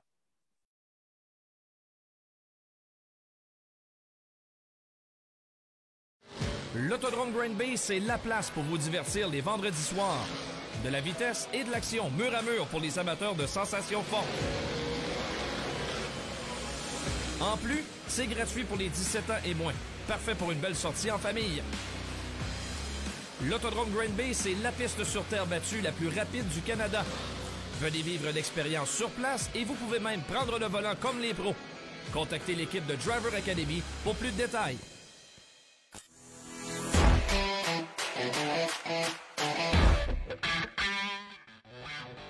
En 2021, l'Autodrome Drummond fête ses 70 ans et se réinvente. Nos classes locales, modifiées Sportsman Pro Stock, Lightning Sprint, Mud Light, Slingshot Junior et Senior ainsi que STR seront à l'affiche. Viendra s'ajouter la Super TT Nationale Série, mettant en vedette VTT, SXS et Autocross. Également la série NAFT, North American Flat Track. La visite de la série Empire Super Sprint à 2 reprises, la série Dirt Car Gros Bloc, le Racemania 17 et l'événement de l'année à l'Autodrome Drummond, le Québec Dirt Weekend. 2 soirs de course, dont une bourse de 12 000 $ aux gagnants le samedi soir pour une course de 170 tours en modifié. Veuillez noter que la situation concernant la COVID-19 pourrait avoir un impact sur les soirées de course de l'Autodrome Drummond en 2021. Advenant le cas, tous les détails vous seront dévoilés dans les plus brefs délais.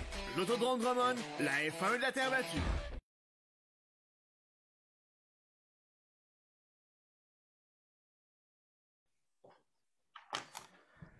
OK, on est de retour. Kevin Lusignan, Anthony Marcotte avec vous pour encore à peu près une petite demi-heure. On a quelques sujets à vous à discuter. Ça a été quand même tranquille le week-end dernier. Restez là dans le prochain bloc. On revient là, sur les différents résultats sur la terre battue. On a des séquences à vous présenter en modifié, en sprint car et en late model. Attardons-nous un petit peu, mon cher Lulu, sur l'IndyCar qui va commencer son championnat très bientôt. Le NASCAR s'est commencé, la F1 s'est commencé, mais maintenant on attend avec impatience l'IndyCar. Quelles sont les grosses histoires cette année à surveiller dans l'Indy? Ben, on commence officiellement le 18 avril prochain au Barber Motorsport Park. Les grosses histoires, on se le cachera pas. Jimmy Johnson qui fait le saut en IndyCar. Il va faire toutes les pistes, si on veut, qui ne sont pas des circuits ovales. Des circuits ovales, pourquoi on l'a remplacé par un Tony Kanaan? C'est lui qui va piloter les circuits ovales. Mais Johnson, il va être là pour toutes les courses, les road courses, comme on dit en course directement. Également, le pilote Romain Grosjean qui part de la F1, qui s'en vient à IndyCar. Même chose de son côté. Ça va être le jeune Fittipaldi qui va le remplacer sur les circuits ovales. Quand même assez concours de circonstances, parce que du côté de Fittipaldi, on l'a remplacé Grosjean quand ce dernier a eu de l'accident l'an passé. Donc, ça va être spécial de voir ça de leur côté. Sinon, qu'est-ce qui va être à surveiller? Ben, on a les pilotes Alex Patou qui est passé de chez Dale Coyne à Chip Ganassi et Félix Rosenqvist qui est passé de chez Ganassi justement à aller à Arrow McLaren. Et le pilote Scott McLaughlin, l'Australien qui a fait également le saut en Indy, qui va être le pilote recru avec les Johnson et Romain Grosjean. Donc ça va être à voir de ce côté-là. On parle d'une saison de 18 épreuves. On sait que la course la plus surveillée en IndyCar va être le Indy 500 comme à chaque année. Takuma Sato qui l'avait emporté sur un drapeau jaune l'an passé. Et là, j'ai hâte de voir ça va être qui cette saison. On sait des fois, il y a peut-être des pilotes qui peuvent se rajouter justement pour cet événement-là du Indy 500. Ça reste à voir, mais ça va avoir lieu le 30 mai prochain. Donc, on va sûrement surveiller ça du coin de l'œil, voir un petit peu ce qui se passe avec la partie du Indy 500. Et qui va avoir la chance de détrôner Scott Dixon. Pourquoi Scott Dixon? Quelle saison l'an passé pour lui? Il a été le meneur du classement général du début à la toute fin. Ça va être le pilote qu'on va voir. Est-ce que cette année, on va avoir un pilote qui va pouvoir compétitionner avec lui? Ça va être la question qu'on se pose et qu'on va devoir suivre attentivement pour la prochaine saison, Anthony. Du côté d'Indianapolis, il faut savoir que c'est Roger Penske qui a acheté le circuit, qui a acheté aussi la série. Donc, il a les coups de franche maintenant, Roger Penske. Il a ses entrées dans le NASCAR, il a ses entrées dans l'Indy aussi. On le connaît, la location de véhicules qui est partout en Amérique du Nord, finalement, Penske. Donc, beaucoup de place pour Roger Penske dans le monde des courses. À quoi tu t'attends de la part de Penske dans l'IndyCar avec ce qu'il a apporté? Parce que quand il est arrivé l'an passé, en plein cœur de la pandémie, c'était difficile d'amener quoi que ce soit de différent à Indianapolis. Ben, ce qui a changé en gros beaucoup, c'est que Indianapolis, on s'entend qu'il y avait le Indy 500 qui était la seule course qu'on faisait justement à Indianapolis. Là, cette année, on a rajouté 2 programmes sur le Roval d'Indianapolis qui vont avoir lieu une semaine avant, c'est-à-dire le 15 mai, une semaine avant l'Indy 500, et justement en fin de saison, à l'entour du 14 août, également Indianapolis dans le Roval. Donc, je pense que c'est déjà en partant, on parle un petit peu plus de courses sur ce circuit-là. Indianapolis, c'est un circuit qui a beaucoup de choses qu'on peut changer dessus. Tu sais, on sait qu'on connaît tout l'ovale en gros que tout le monde a vu passer, mais on ne se cachera pas que c'était la place que la Formule 1 a passé dans le passé également. Donc le circuit de Formule 1 est toujours disponible. Est-ce que de quelle façon le circuit va être tourné, ça va être à voir. Est-ce que ça pourrait être fait comme on l'a vu avec la F1 en sens inverse sur le circuit directement? Ouais, donc c'est vrai. Plusieurs stratégies qui pourraient s'amener justement au courant de la saison. On va voir un petit peu comment M. Penske va voir ça, mais je pense que ça peut être un plus justement tant pour la série IndyCar que justement le circuit d'Indianapolis, l'avenue de Penske à temps plein sur ce circuit-là. On a même rajouté une petite piste de terre battue au centre de la piste maintenant. On a roulé en midget, entre autres, au cours des dernières années. On tenait une course hommage à Brian Clausen, notamment sur le circuit à l'intérieur. Clausen qu'on a vu aussi en IndyCar. Donc, lui a été capable de faire le saut de la terre battue à l'IndyCar. Malheureusement, triste fin il y a quelques années. Décédé en course midget USAC. Donc c'est intéressant. Là aussi, c'est un magnifique site de course, de sport motorisé. Indianapolis, ça doit faire partie du tableau de chasse des gars de course. Il va falloir aller faire un tour à Indianapolis un jour, mon cher. Ben effectivement, là, on le met sur vraiment sur le tableau de chasse, comme tu dis, parce que d'après moi, on peut avoir beaucoup de plaisir à ce circuit-là. Et on le voit justement les images que Cédric nous présente à l'instant, le circuit terre battue qui est justement présent. Ouais. Je serais pas surpris éventuellement de voir les séries principales des World of Outlaws se présenter là-bas. Pourquoi? Parce que M. Penske est quand même assez au courant, on le voit avec le NASCAR. Là, justement, on a fait des courses à Bristol sur terre battue. Je serais pas surpris qu'Indianapolis rajoute éventuellement peut-être en terre battue, qui sait? Possiblement, peut-être pas au complet, là, mais parce que ça roulerait bien trop vite, ça serait bien trop dangereux là, de recouvrir. De toute façon, ça coûterait trop cher aussi de recouvrir ça de terre au complet. Mais bon, c'est bien, il y a un bon rythme autour de la terre battue, ça c'est sûr. Peut-être une petite dernière, tu en as parlé brièvement tantôt, l'arrivée de Romain Grosjean en IndyCar. Yann, tantôt, parlait de la série Drive to Survive de Netflix. Eh bien, il y a 2 épisodes qui sont consacrés à Haas dans la saison numéro 3, dont celle au Grand Prix de Bahreïn, l'accident de Grosjean qui aurait facilement pu lui coûter la vie. Il s'en est très bien tiré avec des blessures, surtout aux mains. Maintenant, je pense qu'il s'en va à IndyCar surtout pour s'amuser. Il a fait son argent en F1, c'est certain. Il ne courra pas pour le championnat au complet, mais va certainement s'avérer un pilote redoutable.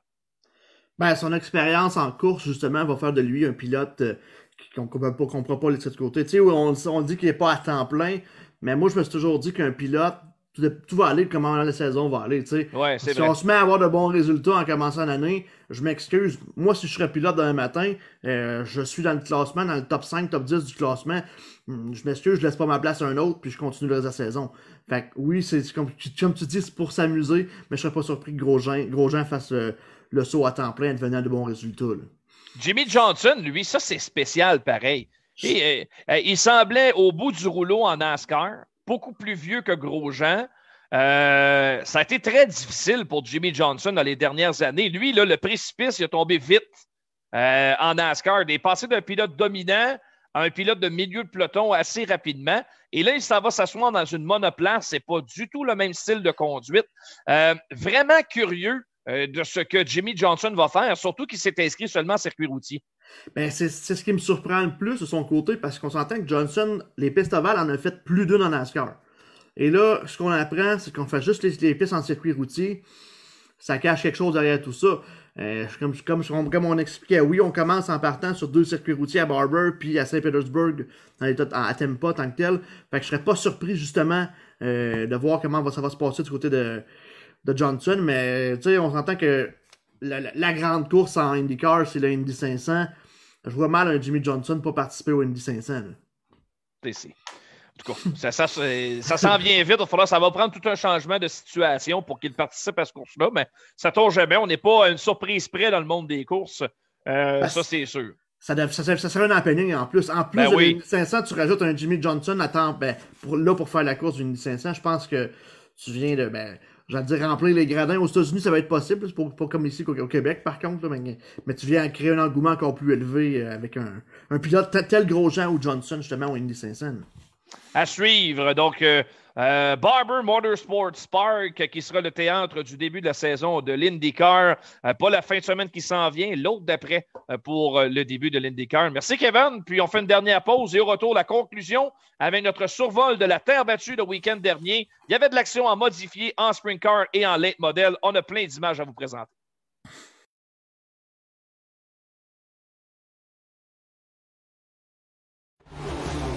Vestidrag Développement, une entreprise 100% québécoise, contribue à développer des pilotes de course d'ici, partout en Amérique du Nord. Vestidrag Développement tient à remercier ses précieux partenaires Silverwax, Rousseau Métal, Richard et compagnie, Volon Control, VP Racing Fuel et DL Performance, Globocam, Groupe Brière International, le Grand Prix de Trois-Rivières, Dumoulin Compétition, Permatex, Vestidrag.tv, Hypertech, Choix Radio X et 91.9 Sport.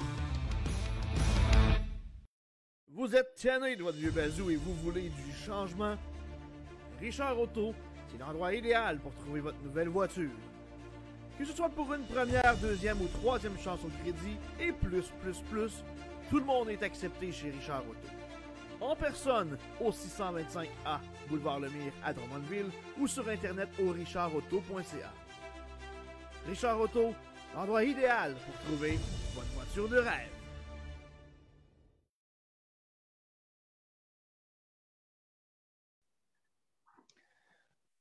On remercie tous nos partenaires des gars de course, Lucie Chevrolet, toutes ses filiales et également Richard Auto, une partenaire des gars de course. Si ça vous intéresse d'embarquer dans notre belle folie, dans notre passion pour le sport automobile, ben, c'est le temps de le faire. D'ailleurs, c'est Lulu qui s'occupe de toutes ces approches-là auprès d'éventuels commanditaires. Donc, il est la personne requise, la personne ressource dans notre groupe de mordus de course automobile, si jamais ça vous intéresse. Bon, ça c'est bien le fun. C'est mon segment préféré dans l'émission. Le fait de vous présenter des séquences qui nous ont marqués en fin de semaine dans l'univers de la course sur terre battue. Ça a été, il faut le dire, Kevin, quand même, une fin de semaine relativement tranquille. Mais là, ça part de plus belle le week-end prochain, à commencer par les modifiés gros blocs. On va commencer par ça parce que c'est le début de la saison 2021 de la série Super Dirt Car. Ça commence tout près de chez vous sur le circuit de Can-Am, qui est de l'autre côté des lignes américaines au Mille-Îles. Donc, c'est pas tellement loin Can-Am et c'est là que ça commence en fin de semaine. Il y aura des amateurs dans les gradins et c'est parti pour une saison 2021 qui va être très remplie cette année, contrairement à l'an passé où on n'a pas eu de saison. Oui, effectivement, comme tu le disais, première course qui va avoir lieu à Can-Am, justement, cette fin de semaine. Can-Am, on le connaît. Moi, pour y avoir passé dans le passé, c'est un circuit qui évolue beaucoup. Tu sais, oui, on va avoir des soirées qui ça va être plus collant en début de soirée, mais qui fait toujours un excellent spectacle tout au long de la soirée. Donc, ça va être à voir qui va dominer du côté de Can-Am. Je serais pas surpris de voir un Matt Shepard qui a couru là assez fréquemment, mais mon pilote fétiche, je me le cacherai pas, je pense que Michael Maraska va pouvoir surprendre tout le monde et aller chercher ça. Lui qui est champion de track la passée du côté de Can-Am. Donc, avoir un petit 2 américain à mettre, justement, Mike Maraska est mon choix du côté de Can-Am. Il va être à voir, c'est l'homme à battre. Très bon choix, très bon choix. Bill Edon est également très difficile à battre du côté de Can-Am. Donc, c'est parti pour la prochaine saison. On s'attend du côté de Dean Reynolds et de la série Super Dirt Car à avoir encore une fois un bon peloton. Malheureusement, il n'y aura pas de pilotes canadiens comme Paul Saint-Sauveur qui ne seront pas en mesure, du moins, d'amorcer la saison avec la situation aux douanes, comme on le sait. Mais en espérant que ça puisse permettre à certains pilotes de chez nous d'aller s'amuser aux États-Unis quelque part cet été. On le souhaite parce que les gars de course, on aimerait bien aller voir des courses de l'autre bord aussi au cours du week-end. On n'a pas de vidéo, mais on a des photos à vous présenter sur quelques événements de course en modifiant en fin de semaine, un petit peu plus au sud. C'est pas encore tout à fait commencé dans le nord de l'État de New York, mais au circuit de Orange County à Middletown, New York, où le nouveau promoteur Brett Hearn a présenté son premier événement de la saison avec les gros blocs en vedette. Et c'est le pilote Tommy Meyer, Kevin, qui a complètement dominé la première course de la saison. Et c'était impressionnant, Anthony. On le voit, il y a eu un jaune dans les derniers tours et il a réussi à prendre 6 secondes d'avance à la reprise sur Matt Shepard. Mais la différence, on va le voir, Cédric va nous le présenter, on le voit sur Race Monitor, le pilote était 9 dixièmes plus vite que Shepard au tour. Et on parle pas du premier tour, deuxième tour en début de soirée. On parle du 34e tour de la course sur 40. Donc, c'est quand même une vitesse phénoménale. Mais comment un pilote qui, on s'entend, Tommy Meyer n'a pas été un pilote dans sa carrière qu'on a vu souvent à l'avant-plan. Là, arrive tout de même. Là, les gens se posent la question, est-ce que le pilote était 100% légal? Est-ce qu'on a tombé? Tu sais, on peut être tombé directement sur les réglages qu'il fallait pour cette soirée-là. Ça peut arriver très bien. Mais d'être aussi, et sinon plus rapide qu'un Shepard, qu'un White, qu'un McLaughlin, comme on voit justement à l'instant, c'est surprenant. Qu'est-ce qu'il y en a justement des gros noms? Ben, Shepard, on a appris qu'il a été disqualifié après la course, 4 livres en moins sur les balances. Du côté de Stuart Friesen, il a été impliqué dans un accident avec un retardataire, donc c'était la raison pour laquelle il finit un petit peu plus loin du côté de Shepard, de Friesen. Donc ça va être à surveiller de ce côté-là, mais c'est surprenant. Meyer a bien parti sa saison et je serais pas surpris si ça continue de la sorte de le voir aussi à l'avant-plan du côté de Middletown. Sur un autre circuit un petit peu plus au sud de celui-là, à Grandview, c'était le début de la saison sur le spectaculaire circuit que j'ai eu l'occasion de visiter à 2 reprises. Tu y étais la dernière fois, Kevin, on était là ensemble. C'est tout un circuit de course, Grandview. Sa course-là, pas à peu près. Et c'est le vétéran Dwayne Howard qui est venu remporter la première finale de la saison, qui payait quand même 7 500 $ pour le gagnant en fin de semaine. Ouais, ben Howard, qui lui également, tu sais, on s'entend être un pilote reconnu du côté de Grandview. Ça fait plusieurs années qu'on court là-bas.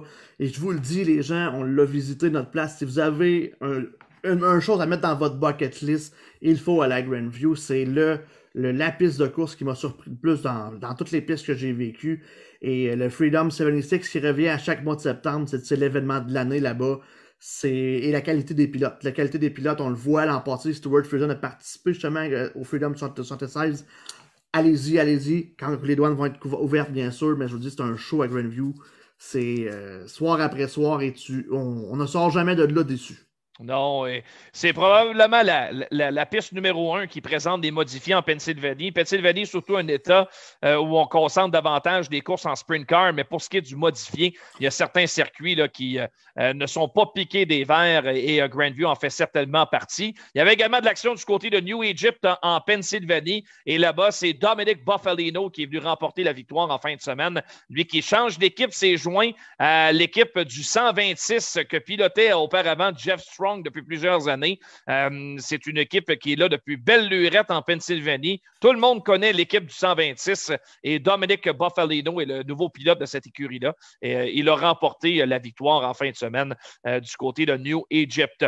On a également des images à vous présenter chez les sprint cars parce qu'il y avait des épreuves en World of Outlaw du côté du Missouri sur le circuit de I-55 à Pevely au Missouri. C'est tout près de Saint-Louis. Et à cet endroit, là, on appelle ça un bull ring, un tout petit circuit. Ça roule très, très rapidement. Et ça a été un balayage en fin de semaine de Kevin. Brad Sweet, qui connaît un début de saison remarquable, vient de coller 4 victoires de suite avec les World of Outlaw. Il en a 5 depuis le début de la saison, confortablement installé déjà au sommet du classement général.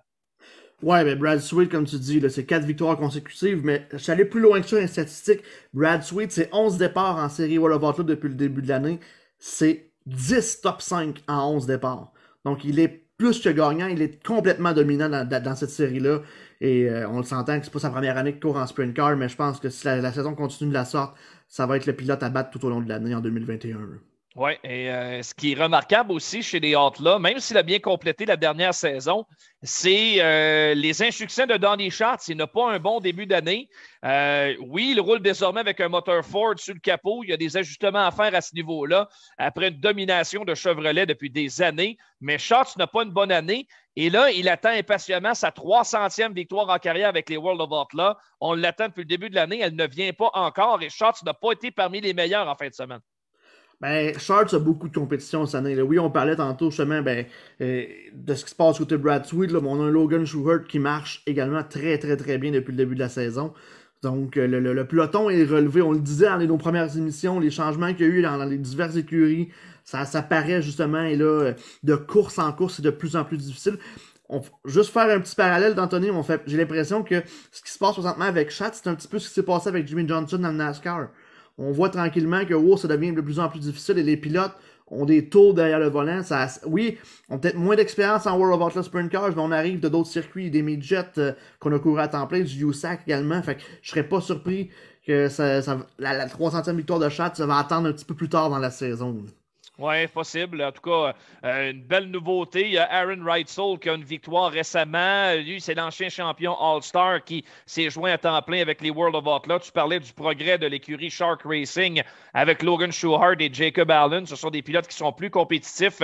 Et le spectaculaire Sheldon Haudenschild est souvent parmi les meilleurs depuis le début de la saison. Puis on ajoute à ça David Gravel qui est toujours là aussi. Donc, le peloton est plus relevé et Schatz a de la compétition plus que jamais dans sa carrière, probablement chez les plus jeunes. Il est un des derniers à avoir franchi le cap de la quarantaine à rouler encore régulièrement avec les World of Outlaw. Allons voir justement les images des All-Stars qui débutaient leur saison également en Ohio sur le circuit de Adeka. Et ils ont eu une annulation en raison de la pluie. C'était censé être un programme double du côté de Adeka Speedway Park. Mais finalement, dans la première épreuve de l'année qui comptait pour les points, c'est le pilote Justin Peck qui est venu remporter la victoire au volant de la voiture numéro 13. Et c'est un nouveau pilote, Justin Peck, dans l'écurie numéro 13, l'ancienne voiture que pilotait Paul McMahon l'an passé. Et Peck connaît un bon départ, déjà 2 victoires en Pennsylvanie dans des épreuves qui ne comptent pas pour un championnat national. Et là, il arrive à Adeka, un circuit qu'il connaît plus ou moins, avec une qualité de peloton importante, va chercher une grosse victoire, une épreuve qui était présentée en après-midi. Oui, ben c'est quelque chose. Hein? On voit même les All-Stars comparativement à Outlaw, c'est tout le temps une série qui va aussi je pense que ça se compétitionne directement, mais on le voit avec la victoire. C'était une journée spectaculaire, puis la pluie a fait en sorte justement d'amener un circuit un petit peu plus collant. Donc, encore plus de vitesse. Justin Peck, un pilote à surveiller. On l'a dit tantôt, Aaron Reutzel qui n'est plus là pour défendre son titre.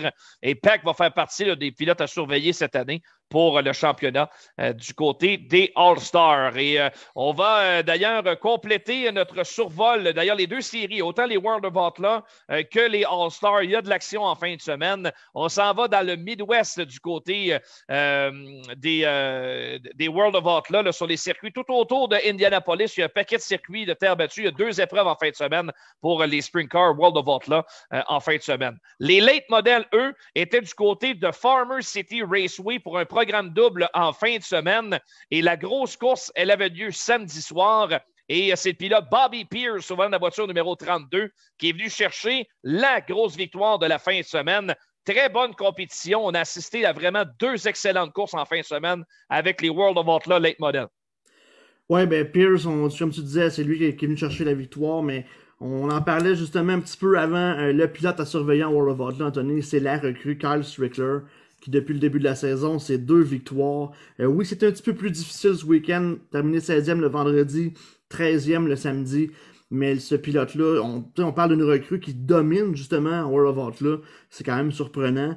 Et il n'est pas le seul, le Tyler Browning qui est 3e également au classement. C'est des pilotes de la relève, on s'entend, qui s'en laissent pas imposer avec les grands de la série et qui vont être à surveiller tout au long de la saison du côté des World of Outlaw. Sur les images qu'on vous présente, là, c'était la dernière épreuve de la fin de semaine à Farmer City et on a assisté à tout un duel. Bobby Pierce a mené une bonne partie de la course, mais à la fin, il a été surpris par Cade Dillard. Il a dû redoubler d'efforts pour revenir en avant et c'est ce qu'il a fait à l'avant-dernier tour de la course pour aller chercher une très grosse victoire. Donc, compétition est féroce, là. Autant dans le championnat World of Outlaw que du côté des Lucas Oil, les late models, là, il y en a en masse des pilotes capables de gagner. Pour moi, c'est plus compétitif encore que dans le circuit de Sprint Car, tellement il y a des pilotes là, de renom capables de gagner à tous les soirs. Donc, c'est particulièrement intéressant. Sauf que là, en fin de semaine, c'est le gros week-end de late model. C'est attendu de pied ferme. Je sais qu'ils y ont déjà roulé,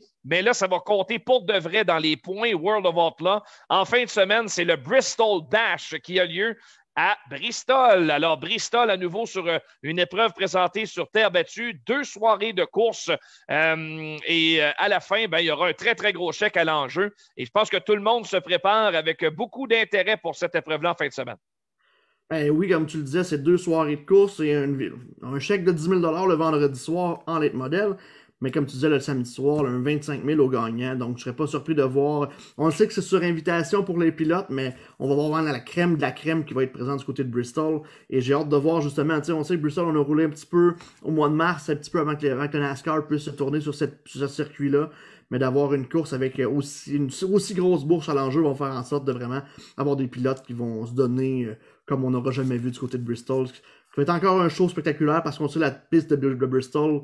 Je pense que son côté terre battue, on va l'exploiter de plus en plus d'année en année parce qu'on le voit, le potentiel justement de ce circuit-là en terre battue. Ça donne un show phénoménal soir après soir parce que la dimension dont elle est faite et l'angle justement, le bank dans les curves fait en sorte de créer 2 lignes complètement compétitives et plus que ça va aller, plus que Bristol, on va le voir souvent en terre battue.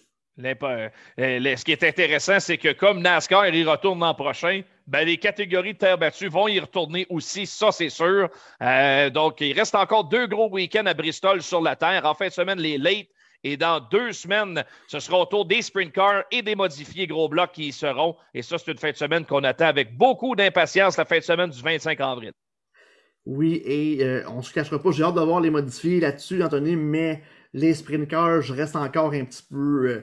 j'ai peur. Je vais être franc avec toi, j'ai peur. J'ai le feeling qu'on va atteindre des vitesses qu'on n'aura jamais vues en sprint car. Et on le sait, avec des murs de ciment, c'est plus dur de trouver un échappatoire du côté des sprint cars. Fait que je reste un petit peu sceptique, mais on peut, regarde, je vais espérer que tout se passe bien du côté des sprints. Ouais, ça va rouler vite, ça c'est sûr. Alors voilà, ça complète pour notre menu de la soirée. Pensez faire un magazine d'1 heure, il va falloir que vous vous tapiez ses doigts. Quand c'est bon, c'est bon. Moi, c'est mon dicton préféré. Quand on a un bon show, on continue.